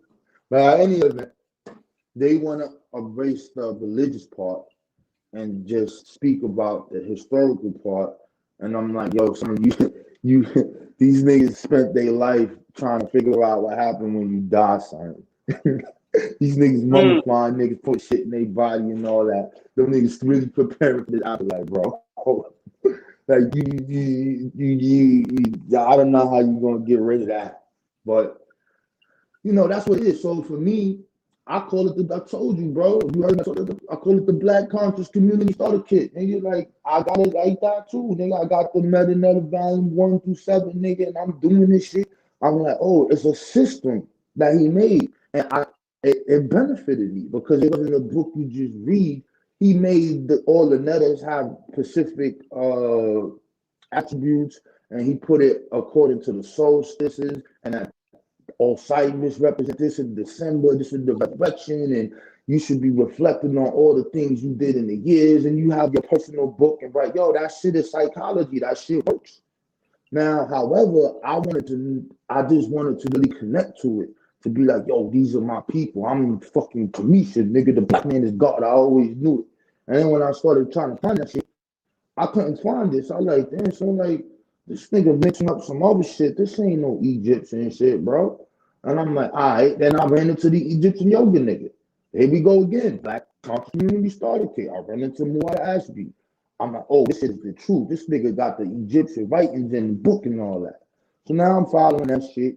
And I start reading that shit. And I'm like, hold up, nigga. This nigga doing the same thing. So I'm falling for the trap again. I'm like, yeah, them niggas say everything came from Egypt. All religion came from Egypt, Buddhism, Hinduism, Jainism, all this shit came from there. So I'm really believing this shit until I start reading it. I'm like, yo, son, this nigga lied too. And that right at that point, I was like, yo, fuck this Egypt shit. I don't want to be nothing about this shit. And that was it for me. You know what I'm saying? I was done. I washed my hands with that shit. I threw that comedic shit across the fucking room. Fuck this shit. I'm not fucking with it no more.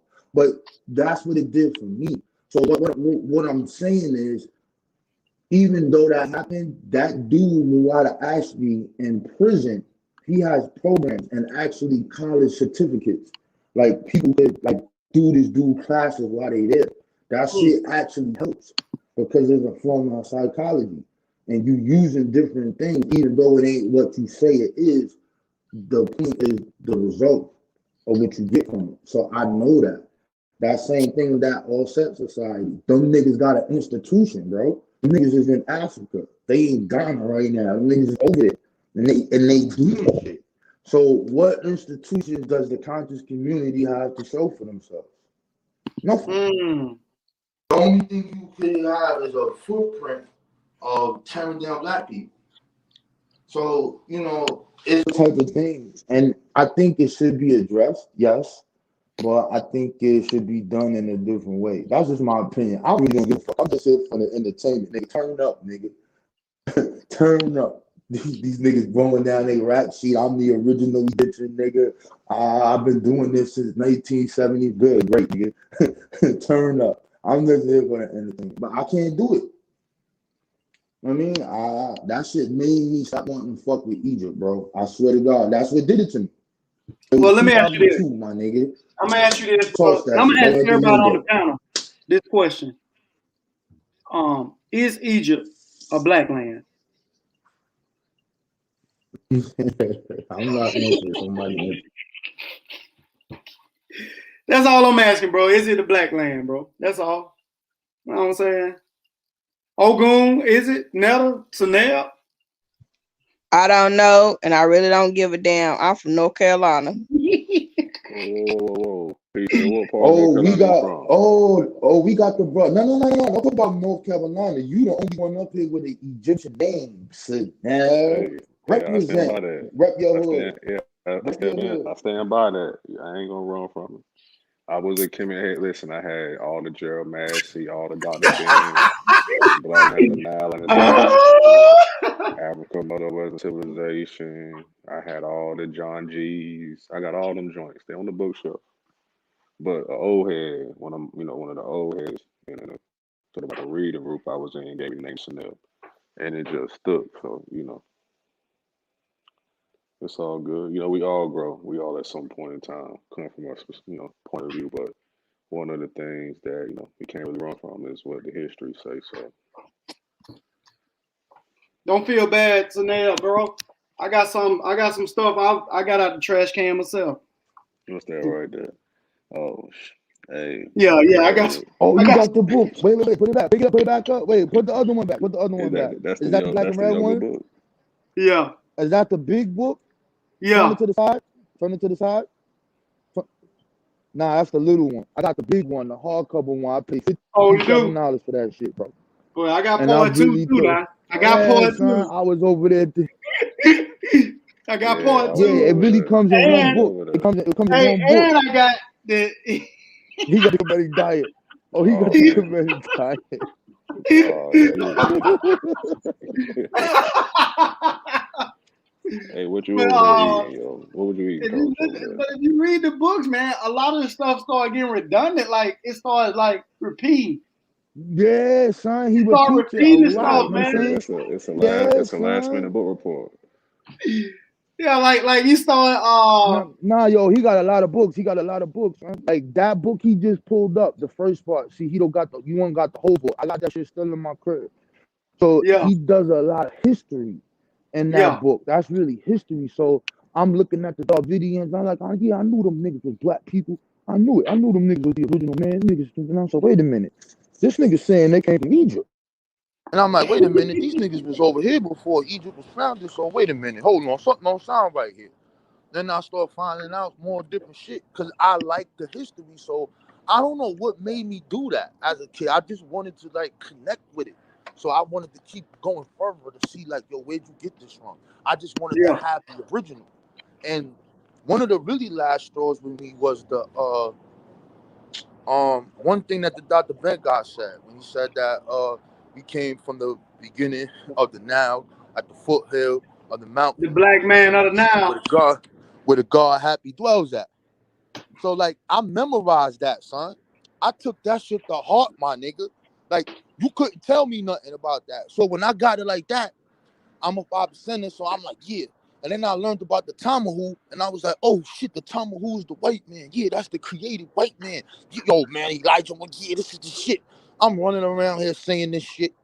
Then I want to connect to it, and I want to make sure. And I start reading. I said, I got the hunter for papers. I was all hyped and shit. I was like, I can't wait till I can teach.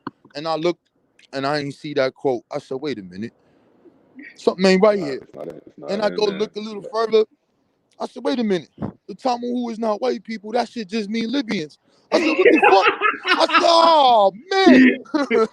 Yeah, yo, there go They right go there, that Alan. book, and that's the book he He taught got black on. man of the Nile and his family. Yo, let me tell Yeah, you my nigga, something. I had to I'm gonna throw keep that. it. I ain't Yo, throw I'm it gonna keep away, it know what I real. mean? But I ain't throw it away. I ain't throw it away. No, I ain't throw it away. No, we ain't gonna throw it away. We ain't gonna throw it away. what you said? I said I ain't throw it away, but I remember reading that book on an airplane just when I was headed overseas to work. I read that whole chunk. I knew something. Yo, I was like, oh yeah, I can't wait to go back on the plane. They don't know nothing about this. If you know But about all the minerals and Oh, the palace, so I had all that. So I was taking notes and the whole lot. But you get to a certain point where you see they making it, a religion. So I had to cut sling load and you know.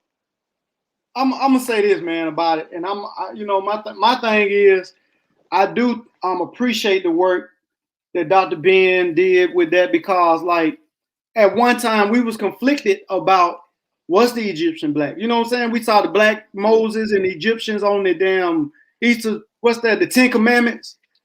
And you know what I'm saying, for a long time, we was conflicted about that. But he did, they did their little research or whatever, and they said and they gave us a place.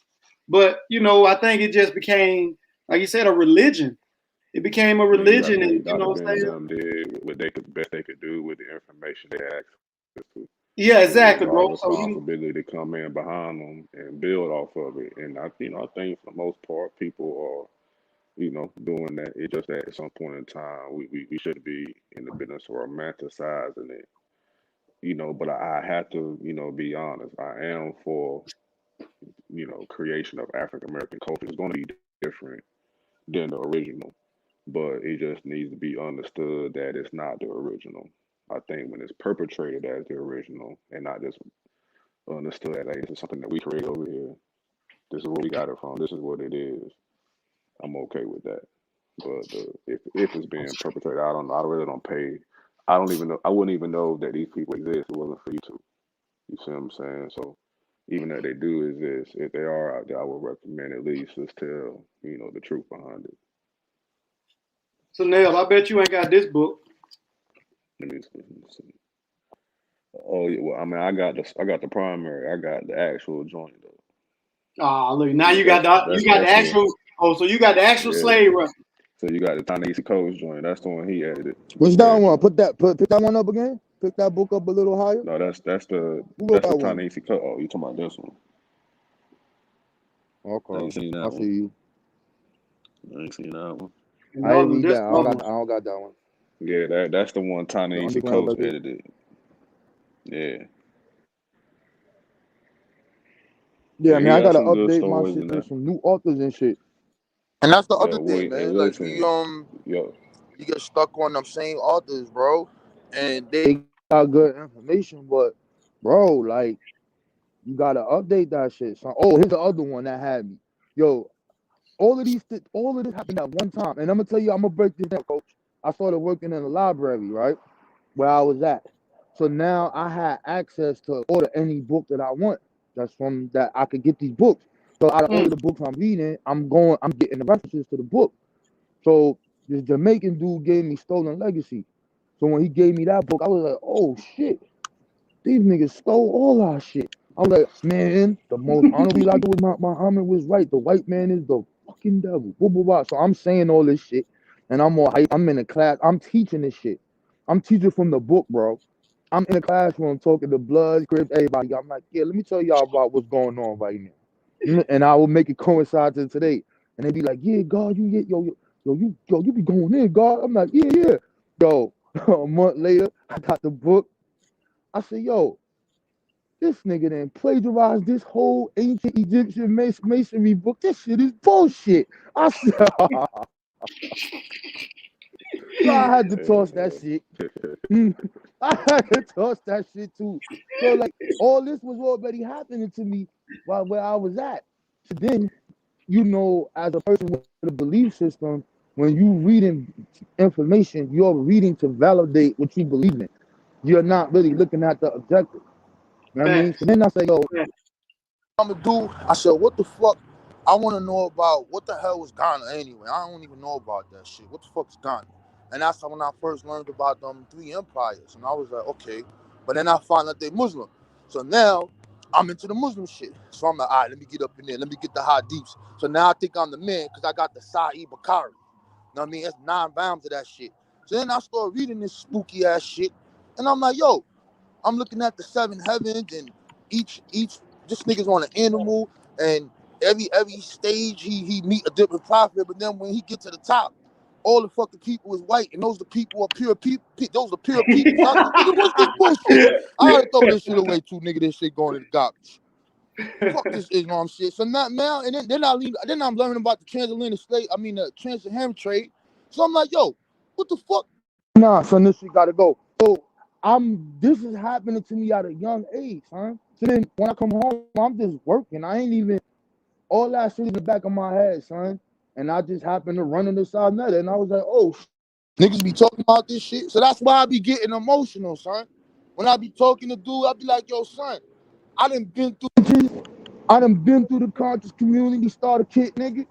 Like, I ain't learned this shit from YouTube. So I get mad, son, when I be like, yo, nah, son, I ain't need nobody to teach me how to research. I already knew it. But I met Danny, and Danny put me onto some shit. And nobody was talking about that. Everybody was identifying with Egypt, Israel, Canaan, Elamites. I was into the West Africa shit, but it was the Muslims in West Africa niggas was identifying with. But nobody was talking about what niggas was doing in their original cultures, and nobody was talking about what we did here and how we freed ourselves. Because if I would have got any inclination to any of that shit, bro, nigga, I would have been fucking beast mode. I would beat Danny ass. He couldn't fuck with me, I'm gonna tell you something. It would have been I would kick his ass, you heard? But I y'all can't do it now. Done. Huh? And I want to say this too, and it seems like it's a gap that's missing from like, you know, the 15th century to like the 19th century. That part seems to be like, you know, been deleted from our minds, but we feel like we got to go back 3,000, 10,000 years to find greatness. Like, you don't have to go that far. You probably can go back a few generations. There's probably an historical marker right down the street from where you live that speaks about some Black community that was in your area. That's why we say start where you stand. So Facts. the history is so, it's like, I don't know how many books I probably done went and bought. And it's just because I've never learned any of this stuff. I learned, you know, some of this information in school. So it's different when you get in a viewpoint of American history. Then you find out that throughout the whole period, you were the topic of discussion throughout the whole time. Facts. And I think a Everything lot of that, And that's the you deep were part. involved. yeah, I think a lot of that though, but you know what I'm saying? Because we wasn't taught these lessons about ourselves coming up, that's what make all the rest of the stuff so fascinating. Because, you know, whatever you want to be, and you come to this new stuff and somebody saying this is you, and they got all the stuff that we used to, the spiritualism, the ideologies, the thinking that, you know, we superheroes, and you get that because you hadn't got that. You know what I'm saying? Like, man, if somebody would have told me when I was younger that this Black preacher went to Africa and was getting money to help Negroes move to Africa, you know what I'm saying? They didn't teach us about that. And that's one of the things I brought up earlier, but the sister, we was talking about Lovecraft, and they was talking about Tulsa, Oklahoma, and they was talking about, you know, everybody always talk about Black Wall Street, but what they don't talk about, the migration of the Black people to Kansas and Oklahoma, when the brother Edward McCabe went there and was like, look, let's build a Black state. So you know what I'm saying? Was it me and you that had that conversation about the multiple Black migrations that we? Yeah, we did. Yeah, you know, like I said, you know, we should have I that didn't learn that in conversation school. whenever you, you know, we can do it now or whenever, but it's just, I mean, throughout history, period, whether it's going to Canada, where it's leaving the South, going to the North, where it's leaving the North, going west, leaving the South, going west, leaving from the West, going back East, you know, and majority of these migrations are, you know, it's flight. You're talking about an insurgency. You know, the very same thing they talk about, you know, overseas that's happening. That's the very same insurgency where you have local militias that's supported via clandestine operations or affiliations with the Democratic Party, for instance, at that time. You know what I'm saying? Knights of the White Camellia, KKK, you know, these paramilitary organizations that's terrorizing Black folks and causing you to leave where you're from, influencing your vote. If your vote didn't matter, why were they burning down homes? Why was Frazier Baker killed? His daughter killed. Baby girl shot out of Obama arms because they were being involved politically. So I think the lack of knowledge of these things is easy for someone to say voting doesn't matter. You know, voting doesn't do anything. Well, it did do something until we were disenfranchised, and then you find out that people don't really understand what disenfranchisement meant in the late 1800s and how that affected you. Now let me say this right here, man, and I just want to say this because y'all on here, and I always say it, man, but y'all usually don't be. But man, I'm gonna agree with grown man. What y'all did in the I guess the year or two that I came to MBK, man, y'all done so much work for us just opening eyes to people who didn't, you know, we all of us know we had a history, but we didn't know how much of a history that we had. And I just want to salute y'all guys, man, for what y'all did. I know before I even got to MBK, I used to talk to Rob Bowen and ask him, hey, what book should I be reading? Or can you refer me to a book? And that's how I was talking to him. But I just want to let y'all know, man, we appreciate the work because, matter of fact, if it weren't for MBK, we wouldn't have our little League of Shadows group. Man, I've been through this. You know what I'm saying? So I just want to say, man, we appreciate the work that y'all put in, man. I know y'all had other things y'all could do. And you know what I'm saying? We appreciate that, bro. You know what I'm saying? Because I know when I came shit, I was an ex-New Wabian that knew every goddamn thing that I could know. And then I heard somebody say, I think it was Truth one time, like, you know, what's the good of knowing about all that and you don't know not one person that freed you? And I was like, damn, you know what I'm saying? And so then when I started doing the history in Alabama of some of the things that I found out in Alabama, I was like, damn, this right in my neck, this 30 minutes away from me, an hour away from me. So, you know, I just want to say appreciate it, man. I ain't finna, you know, kiss no butt. I just want to let y'all know we appreciate y'all, man. That's what you're doing. That's what you're doing, bro. Now what's up? I would like to say on some real, it was always about the information. We appreciate everybody who was messing with us, rocking with us, and sharing their information.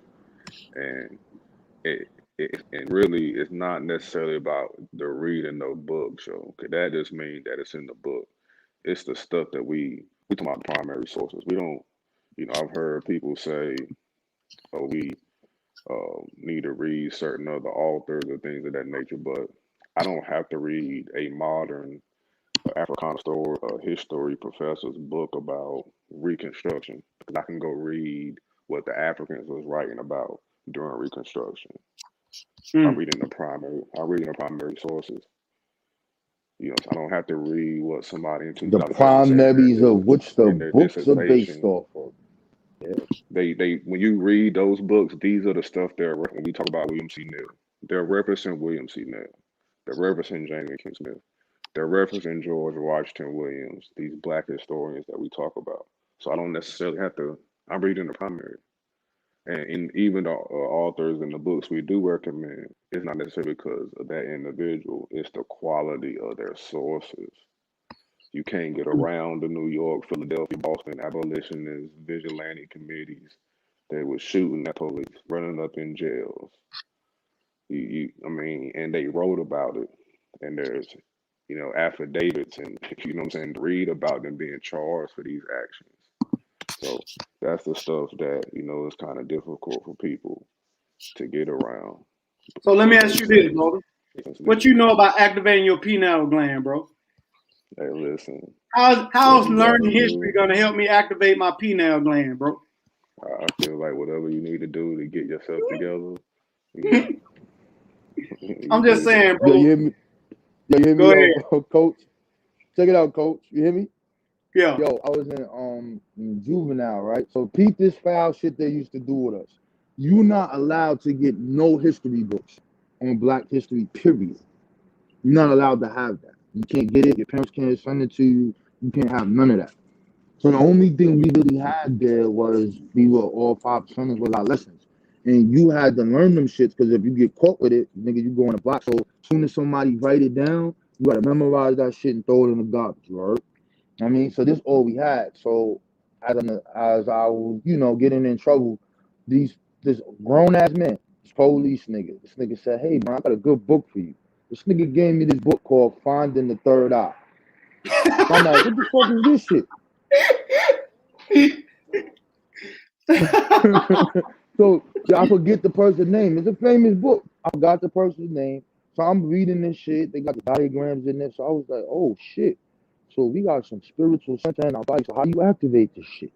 So I'm like, all right. So now I'm doing meditation. I'm up in that motherfucker. And I was like, okay, this shit. I feel kind of relaxed. This shit is cool. This shit is what's up. I can't wait to find more about it. And then when I start finding more about the shit, I breathe the biology on this shit. And I'm like, man, this shit only fucking regulate your fucking hormones and melatonin. Get the fuck, man, where this shit come from, man? And when I find out what it is, I like, that's the ancients trying to figure out what the fuck is going on with the human body. And these niggas mystified the shit. So nigga throw that shit in the garbage. Ain't that some shit? The grown ass Black man gave me that book and he said, I got more for you. You know what I'm saying? But he ain't never give me no more because I kept getting in trouble and shit. So he was like, yo, you not meditate? I'm like, listen, man, you niggas got me up in here, nigga, I'm 15 years old, you won't let me go to population. Nigga, what the fuck you think? Nah, son, I'm gonna have fun up here. Nigga, this is what it is right now. We banging on the police, nigga, that's what we do. That's it. That's what I'm doing right now. So if you don't want to give me no more books, fine. Fuck out of here. I should have burnt that shit, but I ain't know. You know what I mean? But you know, they ain't tell you how it's a sad. Man, I did the shocker shit, nigga. Nigga, I had the stones and all that. Nigga, I lined all. I had the earth stones at my feet. I had all that shit, nigga. Laying down on the floor, nigga. Doing all that shit, nigga. I tried it, nigga. I tried to activate that motherfucker. You heard? Post I that had comment. pyrite stones. Post I that had comment. pyrite stones, all that shit. Yeah, look at this old ass nigga true story. He ain't here now.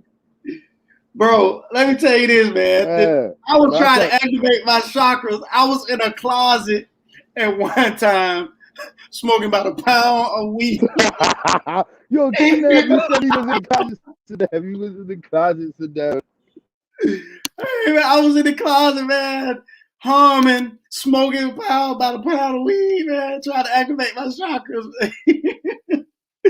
I think one time I saw Baphomet. I don't know nothing about. Working to the Law Tribe of EBK. Hey, yo, true story. You know how deep he get, right? So you know that nigga was all set society up. This nigga had the Osiris cards, the Heru cards, and all that shit. I don't know what you talking about. That nigga was aligning with the solstice and all that. He was doing all the meditation. I think he used to call it something. What the look. The king of Illuminati, look. didn't he? I bet you. Daddy? I bet Yeah, you, true story. I bet Used to be you called he the still- king of I bet Illuminati. Yo, I bet you he still got the primary book where he was writing all of his spiritual work he was doing. I put money on it. He still got it. Why don't you show us that primary, Danny? Why don't you show us that primary, my dude? Yeah, man. That Yeah. when he had his dreads, bro. That when he had his dreads. Hey, listen. Hey, yo, So Daniel we're about to tell Payne y'all gonna be Daniel what's Payne gonna did in listen. some church. Since he brought up Daniel Payne is what's gonna beat up the church haters, yo. There you go, the He king of gonna Illuminati. he gonna beat up the church haters. Because when you bring up Daniel Payne, you're gonna see what he did, and it's gonna blow up the whole. But it's crazy, man. It's real though, coach, because this shit. I mean, so you know, if you was from New York, you New York bias. I mean, so all of this stuff was in our music. So Prodigy talking about Illuminati trying to take my mind, body, soul, and body. And this is in our music. You know what I mean? I'm listening to my man $500,000. He God body, but he talking this Illuminati shit, the dollar bill. Niggas is breaking down the dollar bill. Yo, let me break down the science of the dollar bill, God. Yo, God, see the science. It got the 13. See these 13 flowers right here. God, this represents this. And all this other wild shit. Now I'm like, yeah. And what's that book name? What's his name? Bob Ellison. What's the name of that book he got? The Invisible End and all that weird wild shit. The New World Order. Yeah, nigga read that shit. And I'm like, yeah. Then I saw the Protocols of Zion. I was like, I was like, nah, something ain't right with that shit, bro. Same thing with that Nubian shit, son. I swear to God, son, I went and talked to them niggas. Them niggas showed me that book, son. I was like, yo, why y'all niggas got feds on Morse? He's like, nah. Oh my God, man. They said, yo, we Nubian Morse. And I was like, all right. Oh my So God, what's these books man. right here? I can tell you so many stories. Yo, he pulled out that book, The Man from Planet Risk, son. So I'm like, he's like, the book 5%? He's like, yeah. Then he pulled out another book and he showed me y'all. And I was like, yo, how y'all know he looked like that though? Like, where you get this from? He's like, yeah, from the master teacher. I was like, what you mean, master teacher? You Dr. York? He's like, yeah, but he's not really Dr. York. So I said, who is he? He's like, he's a Nooniam. I'm like, what the fuck is that? He said, yo, he's the reincarnation of the spiritual being from the 19th galaxy. What, nigga? So I'm like, let me see this book. So I'm looking at this shit. They breaking some shit down to me. Then when I start turning the pages, my nigga, I said, what's that? He was like, yo, that's Nibiru. What the fuck is that? He was like, yo, that's the mother plane. What the fuck this nigga talking about? So then I turn the page again. Then he got the reptilian. So I'm reading this shit. I'm like, yo, that look like the nigga from Andromeda. He was like, nah, that's not the nigga from Andromeda. Who's this nigga? The Lagoon nigga. I'm like, yo, hold up, my nigga. What's this shit? And so I'm looking at this shit, right? So I'm asking these questions. We're looking at the book. And them niggas is looking at me weird and shit. So I'm like, yo, and that shit literally say the reptilians wrote the Bible, my nigga. Hey, these man. right here wrote the Bible. I was like, yo, God, I'm good. You know what I'm saying? I could rock with you on some shit. That mother plane, 19 Galaxy shit. All these pictures. Then I saw the Astra Command. I'm like, who's these niggas? And the nigga got the niggas, the Etherian beings. They got the special powers. The nigga know they power. I'm like, yo, son, this shit sound like a comic book, my nigga. Ain't no way in the world I would ever be believing that shit. I don't know how y'all niggas got tricked with that shit, my nigga. I looked at them Man, niggas look, and bro. walked away, I'm just Hey, gonna listen, say this we right just here, not gonna man. talk I about just them, think bro. that in order to be part of the so-called conscious community, you have to go through levels of pseudoism. You know what I'm saying? I think it's just levels, man, until you like get on the right level page or whatever to where you realize like, damn, this is a bunch of shit. You know what I'm saying? Like, you know, you like, dang. At first you like fascinated and then you like realize like, man, something just ain't right, man. You know what I'm saying? Matter of fact, it was this damn, I forgot his name. This dude that was over the Hebrew R.A.R. Johnson. I think he was over a Hebrew set back in the day. But he told the people that he was going to resurrect. He was going to come back. Matter of fact, everything he got charged with, Dr. York got charged. Like, they story is so similar, it's ridiculous. But anyway, he told his people, like, look, I'm going to be back in 30. I'm going to be resurrected. So, you know, don't do nothing on that body. And they kept his body for like 30 days. They wouldn't turn his body over and it started stinking. And that's when they realized, like, damn, he ain't coming back. That's when they realized, like, he ain't coming back. You know what I'm saying? So I don't know, man. It's like levels. I don't know, man. It just I don't know how that stuff got. So Synab, Yeah. it's R.A.R. Synab, Johnson. He had a you Black Israelite set. What's yo, up? So go you ahead, fuck bro. with you know about Angela Davis? You fuck with her? Oh Do man. I know about Angela You Davis? fuck with Angela Davis? I mean, what you mean? Do I fuck with Angela Davis? I mean, as far as history on Angela Davis. I mean, yeah, I know a little bit about Angela Davis. All right. What y'all think about her being real cool with the Jim Jones cult nigga? Hey man, I Oh read man, it. see, Oh man. you know, see, I don't know. I'm not well read on it enough to be able to, you know. I think but you know, bro, I think Yo, get the ancient yo, put the link in here for the ancient one to pull up.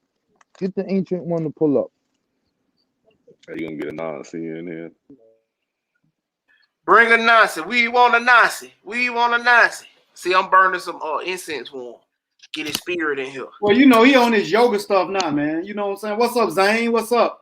You know, Truth on his Egyptian yoga stuff and you know, committed died. So, you know. He said Truth was in them classes, right, and taking over. Yo, Ugo, I'm screenshotting this pink shirt you got. I'm gonna make a meme, nigga. Had that shit saying Harlem, nigga.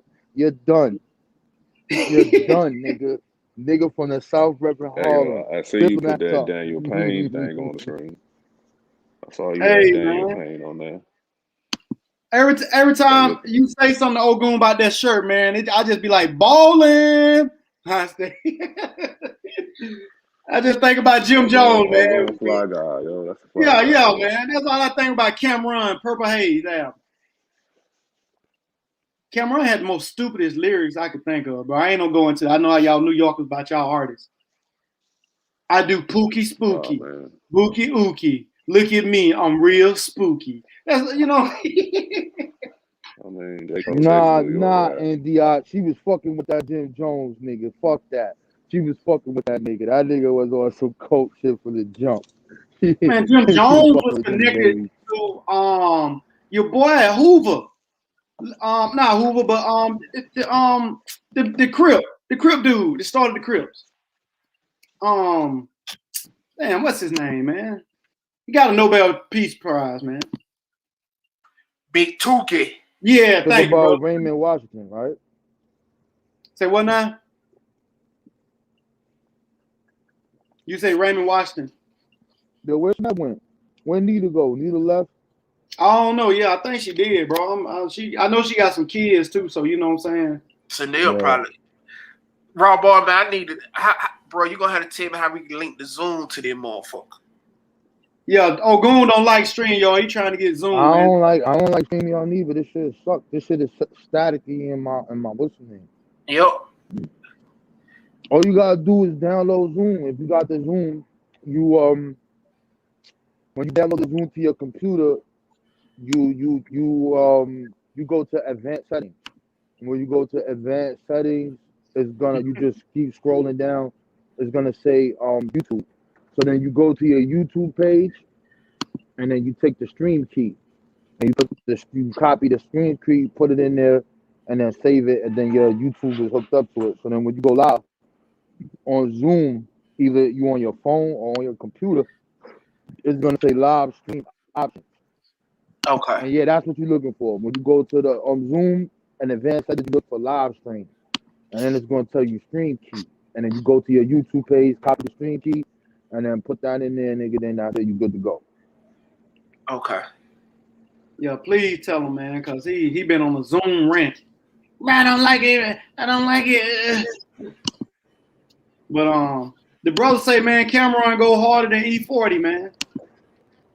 I have to agree. I mean, don't He get me used to wrong, be like, he used to be Cameron always has some fly beats too, though, man. that Arab music, man. He just be making up some crazy lyrics, man. I go spammer time, your jammer time, bring your girlfriend, it's hammer time. Like, man, shut the fuck. You know it too, man. Well, you know. That's just some Yeah, joy. them shit's lit right there. Yeah, those J's is lit. They just came out or something. Nah, those are the old shits. Those are the tools, I think. What's up, TK, man? What's up? I see you all picking cotton. TK. Yes, sir. I'm free. Yeah, now y'all two guys are the wrong two guys to have on at the same time, man. Why? Because y'all got some Negro rage and y'all that is untamable. You know what I'm saying? Mm-hmm. And, I'm going to make sure I keep a clear topic because I do not want y'all on y'all Negro rant. My answer is correct. E40 will crush Cam. Oh, man. Cameron and Gucci of the North. Hey, but I'm going to say this right here now, and it's just my opinion. Mm-hmm. If it weren't for Cameron, all these Negroes going to be around here wearing pink and purple. Because before he came out with that goddamn people, that pink fur and that pink car, I didn't see a bunch of Negroes running loud pink colors. Mm-hmm. So I'm gonna get that to New York, man. To Harlem. Yeah. We take nigga. We take pink. I wasn't home when that shit was happening, so I don't know nothing about the pink shit. I didn't. Before that, I didn't see no guys wearing goddamn purple and pink until he came with that pink fur jacket. Oh nah, niggas was wearing purple. I mean, Harlem dudes is colorful, so you might see us wearing yellow, orange, all that weird shit. Yeah, we'll wear everything. They want what for them? They wear purple. I mean, say that's your flavor, ain't it? We we'll wear like carnation. Like, but it would have to have a color in it, like white or blue or something like that. But that all pink shit, my nigga, I was like, damn, these niggas is really wearing pink. This nigga got pink Timbs on. I'm like, nah, this nigga going overboard with that shit. I ain't wearing that. Yeah, Zane, I agree. Matter of fact, man, at one time I thought he was gay. I mean, honestly, I just thought he was gay because he wore all that pink all the time, bro. You know what I'm saying? Are you serious, man? I mean, because before Cameron started doing that, okay, name one artist that was wearing pink before Cameron started doing that. Me, and I ain't no goddamn artist. I said an artist. You ain't no artist. You a Negro. No, I'm talking about an artist. Somebody's favorite. Yeah, but Cam and them been rapping since like 9-6 and all that. They chilled to the coin. They with Mace. They wanted with JL. Like they Mace wasn't wearing that pink. They had their little air that day. Like, look, he'll tell you what happened. So like 9-8, he dropped his first album for that shit. It got a couple hits on it, Horse and Carriage, 360, and all that other shit. And then you gotta understand who put him on. Big put the nigga on. He was like, yo, I need to sign this nigga. You know what I'm saying? Because the nigga nice. They're like, yo, we want this nigga right here. Then Big died. Then he went to the... This man said Grandmaster Flash. No, Slick Rick was known for the show. He did. I hate this fucking stream y'all shit, man. You can hear me still? Yeah, we can hear you, bro. Oh, so he said he wore something, and he wore the pink shit, and the shit became a hit. He went somewhere, and the white people was like, yo, we like that color, and then he just started doing this shit. Right. That wasn't no plan. The white man co-signed him, and he said, yo, they like the fashion, and he was like, fuck it, nigga, I'm wearing pink. Fuck it, nigga, I'm doing pink now. Oh damn! And that's what he did. Okay. I thought that was something that was just a Harlem thing. Nah, Man, I've been rocking pink polo, man. Pink Azad, man. Purple polo. Pink Azad. Purple leg. Yeah, man. We been fly. Yeah, we rocking that shit in literally 96, man.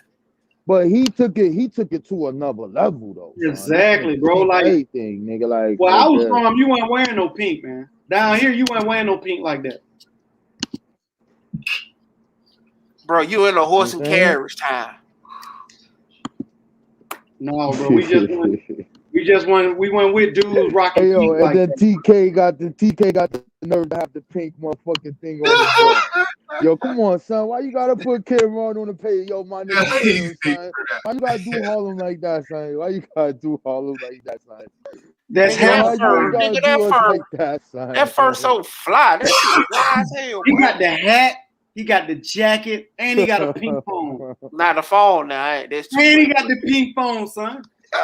Yo, this nigga had the pink phone, son. This nigga wild. Pink flip.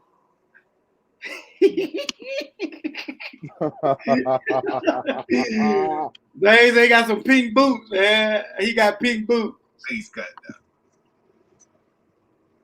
They did release some pink Tims. Y'all don't remember the pink? Hold on. Oh my God. Oh my God. Yes. Tims, bro. Oh don't my show God. no more pink. No, don't show no more pink nothing, man. Chill, son. That shit is it's a thing of the past, nigga.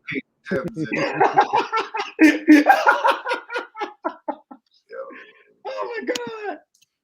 Oh my God. Yeah, I think he had pink pants on, some leather pink pants on. He did, bro. He did. And then he had the pink car. Yeah, he had a pink Range Rover, right? Yes. I remember that because that's when that's when that whole little group was like, you know what I'm saying? The whole Dipset was like, you know what I'm saying? Can I show my screen? Can I show my screen? $220. Y'all niggas, y'all niggas want to violate. Y'all niggas violate now. Hey, man. Loving this shit right now. Yeah, you know True gonna be, but he ain't gonna say nothing because I be always talking about them Tims. He was playing off a bleaching accident. That's swag. Accident? I thought it was the mark. That's why True Story and Feet. That's why True Story and Feet fucked up now wearing all that pink, nigga. I mean, he already wearing that pink boots. But wearing the fucking feet fucked up. This nigga used to be playing basketball. He used to be playing basketball with beef and broccoli on his shit. That's why he fucked up. Hey, man. This nigga dunking on niggas. He dunking on niggas with beef and broccoli. Hey, wait a minute. Did I not say that? Hey, y'all, did I not? Oh, man, he got that dunking in the beef and broccoli. Did I not say that? Nasty. Yo, son, bro, that shit. Them Brooklyn niggas be in the summertime with them fucking jean shorts on with them fucking hot ass boots on in the summertime, man. I bet, yo, why these niggas don't take these fucking boots off, yo? Bro, did you put on the Batman shirt? Why the fuck? He's on his young boy. Oh God, Raw Boy and the coat. These old goddamn. Oh my God! You want to flex them fucking media? Yeah, brother. Wrap these around your neck, brother.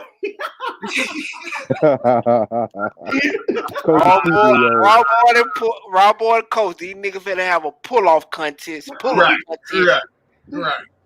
I got good 3 in me. I got a good 2.5. I'll be sitting there recording. I always talk about the story, man. And them brother, them dunking with them Tims on. Oh shit! Yeah, them Brooklyn niggas, son, be playing basketball with fucking beef and broccoli. That shit crazy. Yeah, them shits be tied up. They be dunking on niggas and all that. Niggas be saying, I'm not saying you niggas cold, bro. Oh my God. Bro, can you imagine? Then he would be like, yeah. Can you imagine nigga doing the screen and some beef and broccolis, bro? Bro, I run the fuck. Son, niggas, they was doing that shit, bro. And them niggas be crossing over niggas with them Timbs on. Leave your ass standing there. You think a nigga can't move with them boots on? Them niggas doing everything with them boots on, bro. Oh my God, man. Ooh. Hey, that's why Jay-Z had them Sean Collectors on that time in that picture. So he got them badass feet wearing them tails all them years. Hey, man. Yo, he said they tie the shits up and ball. Man, that crazy, boy. They let the Harlem nigga on here. Oh, man. What the brother said, he got the Batman on. That's right. In Harlem, we was wearing A solos. And let me tell y'all something, man. A solos. Yo. Tell y'all something y'all didn't know. Batman is really black. Just according to the history. Okay. The survival scrolls. The brother said he sold that ring for 180K. Damn. I ain't know that.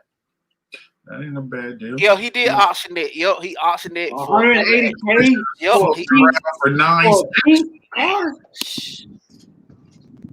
Hell no, Rob boy. Ain't no way. So who the best basketball players in New York, man? What borough got the best basketball players? Oh, he's trying right now? Yeah, just period, bro. Like what borough has the best basketball? Because you know we see Harlem. it in Rutgers Park. Harlem, it'd be Harlem or Queens. Those two boroughs. Brooklyn, what skipped my Lou from, bro? Yeah, you got a couple niggas from Brooklyn, but they never like those are street ball niggas. If you want to talk about like NBA niggas, like you can talk about Stephon Marbury, you know, he's Brooklyn. But when you talk about Queens, then you get into Ron Artest, and you get into all these other motherfuckers. You know what I'm saying, man, I don't know, but everything when you get to that bullshit that was happening in Harlem, nigga, you had to go to Rucker Park, nigga. You had to go. Yeah, that's what I'm saying. At Rucker Park, man, who had the best teams, man? I don't know, man. That's past my time. I was on a whole different level. That's Danny talk because he was playing in them shit. So he's a primary for that. I remember you telling me, man. For me, like literally after like 9-6, 9-7, what's that shit? The Bulls and 9-6 were playing the Sonics or some shit like that. After that, I kind of ain't like basketball no more. Then Jordan left, and I was like, man, this shit, wow. I'll watch it here and there, but I don't like that shit no more. Because that shit is not the same to me no more. I don't got that exciting feeling when I was a kid, and you just watch that shit and you just be like, wow. Like I don't get that feeling from when I watch LeBron or none of them niggas play. When I used to watch that shit, man, I'm looking at I don't get that feeling. I don't get that feeling, TKD. You just brought up the Kane, man. You just brought up the Kane. Tread lightly now. Tread lightly. You just brought up the Kane now. Hold up. He said he can't ball. I'm just saying that he don't move. He might be your king like that. I'm saying for me, to lead them, like I would look at Dominique Wilkins and be like, wow. I would look at Jordan and be like, wow. I mean, I would look at Elijah and be like, wow, these dudes. I would look at Allen Iverson and be like, yo, this dude, look at this little dude, son. This nigga's fucking nasty. I'm taking it to the hole. Now when I look at the game, you can't even touch nobody, saying foul. You know what I'm saying? Everybody shooting 3-point. I don't like that shit whack, man. I mean, it don't do it for me like that though. They used to be beating the fire out of Jordan. That nigga, they killed Allen Iverson for he wouldn't win that championship, man. Cause they beat him, and Shaq was beating on Mutombo, man. He was living Mutombo off the ground, man. Yeah, it was crazy back then, yo. It was crazy, but I mean, LeBron is nice. This league right now belongs to LeBron James. I will admit that, but I don't get that feeling. Like that shit don't feel special to me. Like when I watch that, when I see that nigga Jordan, son, that shit was like some special shit, bro. Like you was like, wow, like the LeBron is just he's big and he moves fast. It's like it is a wild thing because you don't really see big dudes moving like that, but it ain't the same, son. Like It ain't the same. And then the thing I'm mad about LeBron is, nigga, you never did a dunking contest, bro. Like, how you ain't never do a dunking contest, bro? Because he like, can't dunk like that, Rob. He ain't one of those type of dunkers, bro. What yes he can. That nigga can jump and all that. What you talking about? That nigga got hops. What do you mean? He get off. But you look at you look at some of the people that done won the dunk contest, bro, and you look at the dunks that they have done. LeBron not one of those type of guys, bro.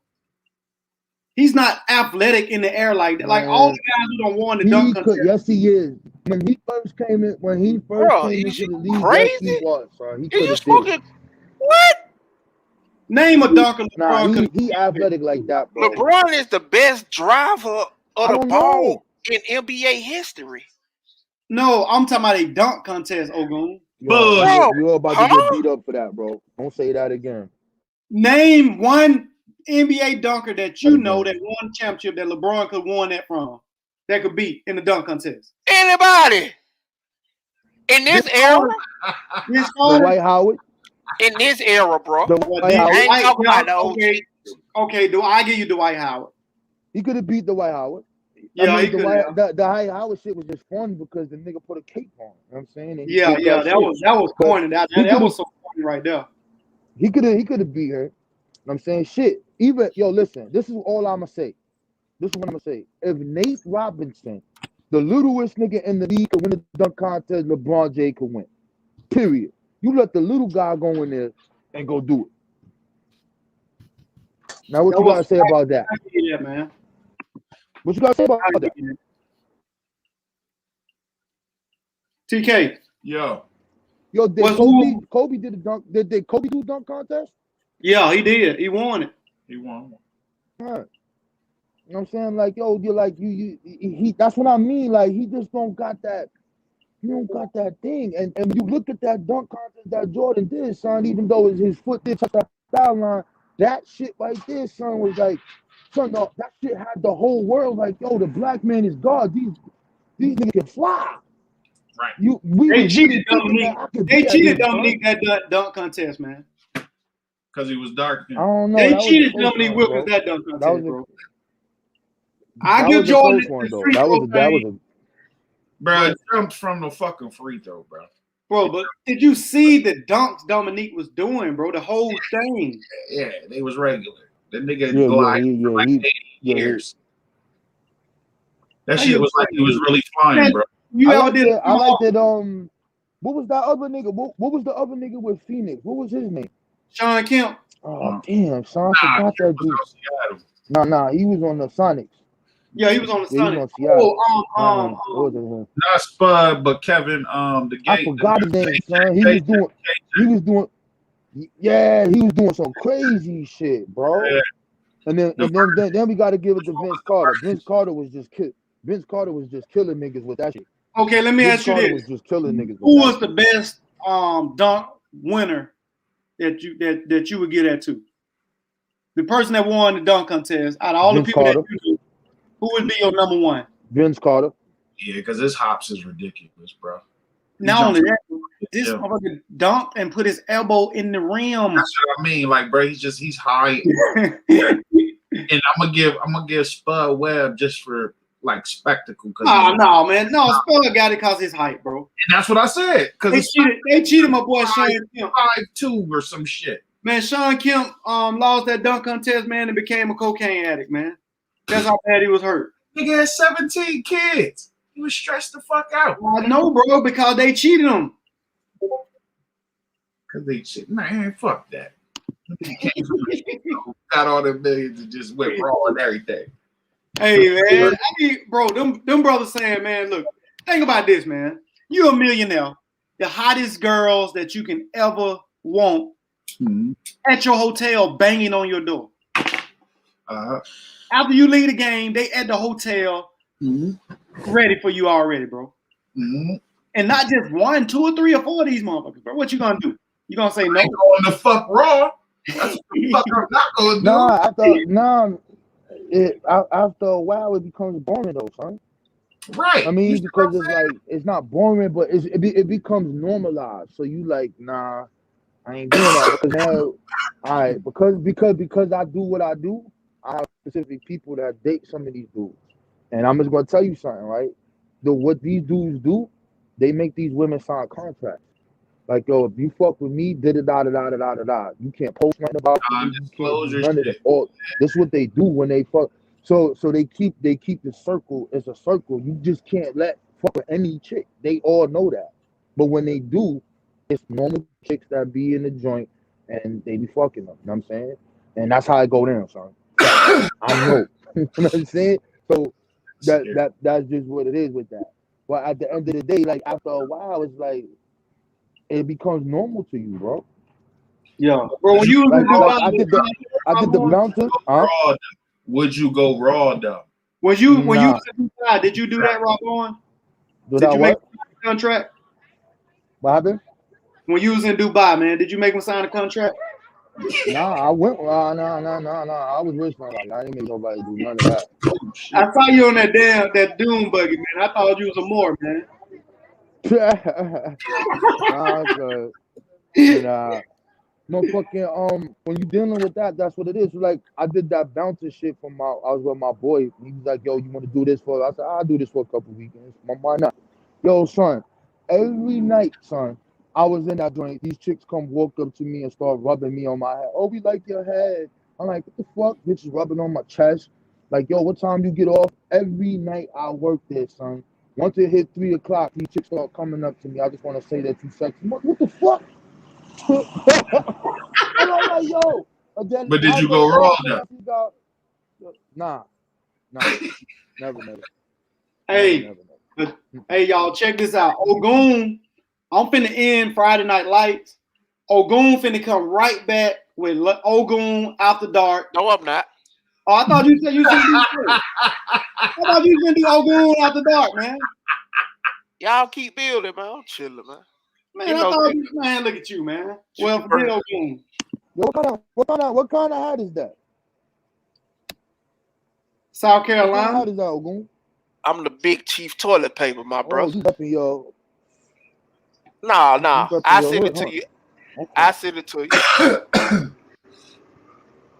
That gang shit he be doing down there. He can't wear that in New York, man. He can't wear no rooster on the head in New York. Like a rooster gang. He can't put that on in New York, man. Rooster. He gotta be Chua Woo. He can't wear that up there, man. Tekashi 6ix9ine up there, sir. Oh. He gonna always go down. Look, coach. Check it out. Yeah. Check it out, coach. I'm in fucking I'm talking to you. So my clubhouse shit is ringing, right? And here's the name of this group. It says, does God want women to the name of the group in the clubhouse is does God want women to have good sex? Yo, these chicks is crazy, yo. That's crazy, yo. Exactly, Zay. Man, you gotta be careful, man. They bully. They basically don't became the bullies, man, of all the communities. You can't say nothing. You can't voice your opinion. You can't say no, none of that. You like they don't became the ultimate bullies. They don't went from not being talked about to you can't talk about them. Hey, yo, I think the black man is oppressed at all levels. Right. They just want to add this shit. Make me retract my statement because they want me to believe that they are a man or a woman other than what they are. Well, that's your clubhouse. I see you, Ogun on clubhouse. Ogun know what time it is on there. I might catch Ogun in one of them rooms one day and be like, I see you, brother. Catch me in the moan room, brother. Catch me in the moan room. Hey, Rob on. Truth said you can make 30 different meals with ramen noodles.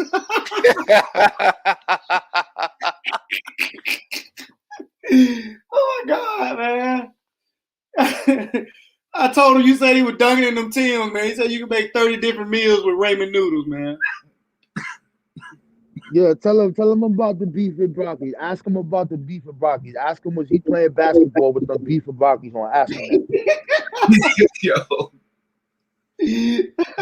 I bet you he won't deny that shit. Bro, really ass you Fuck too. out of here. This nigga was crossing niggas over. He was crossing over with them beef and brockies, bro. That's why them feet so bad. That's why he got one of the New Balance. Yeah. I'm snitching 2000s. Snitching 2000s. Yep. Anything New Balance, you tell him. Stop, man. You must got a couple fair. Yo, what y'all think about that? What y'all think about that new CNN report on taking aspirin to reduce COVID? I never even read it. It makes sense. Well, as a blood thing? That shit came out. That came out 2 days ago. Yeah, it makes sense. They said that it will reduce the chance of you going to ICU. Cause it thin your blood out. Yeah. But like, what? I thought COVID attacked your respiratory and like a cold. But a lot of people die from the blood clots. Oh, okay. Now that makes more sense. That's why when I caught it, I was taking the aspirin. I drank a lot of L-arginine, man. Whatever that is. What the fuck? It do, man. Keep your blood circulating, man. It keep your veins blood pumping through there, bro. L-arginine. No, Algitine. Algitine. That's a branched-chain amino acid, right? Yeah. See, that what I was on right here. Okay. Super aspirin. And I was fucking with this. I was taking these too. Fuck is that? Quarantine. It's called quarantine? No. It was glaring and shit. It's quercetin. What is it? What is that? Quercetin. You taking some quercetin? What does that do? Yeah. Quercetin. Basically, help with no blood clot, immune response, lungs, anti-inflammatory. So bro, with the COVID, that shit goddamn it had you coughing up a lot of phlegm, and this shit right here is that anti-inflammatory that keep the phlegm from gathering up in you. Don't let. I got another way I release you took my stuff in the bottle. You took my stuff in the bottle. I got another way I release phlegm from gathering up. Hold on, let me show you something, right, boy. Oh, that's that vaccine. That's that bullshit. I can't wait to get one. Matter of fact, you know what? I ain't even taking mine. I'm coming down there. I'm gonna just get herd immunity from you.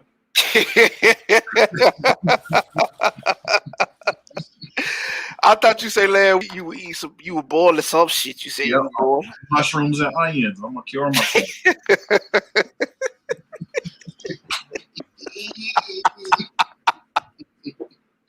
Yeah, we live. This Moon Rocks got me coughing that. Oh, see, he playing games.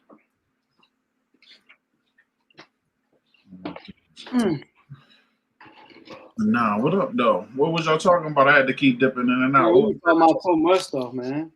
Yeah. The Moon Rocks got me coughing that up. Hey, Ogu, I'm gonna send you this book, man. It'll fit your name, bro. Jesus Christ. I talk straight from the Survivor Scrolls, baby boy. Yeah, man, you know the Survivor Scrolls, bro. Yeah, the Jesus Scroll. And he wept. Yeah, man. Well, y'all gonna have to come back, man. I'm finna close out, take a shower, man. Y'all can come back. I appreciate everybody's support who came on tonight. Thanks everybody. Like the show, people. Put some likes up in there for us, please. We'll be back probably tomorrow, Sunday, with the Black Brown Table. I appreciate y'all's support. Thanks everybody who came over, man. As y'all can see, we talk about everything over here. So that being said, thank you. Peace. Appreciate you.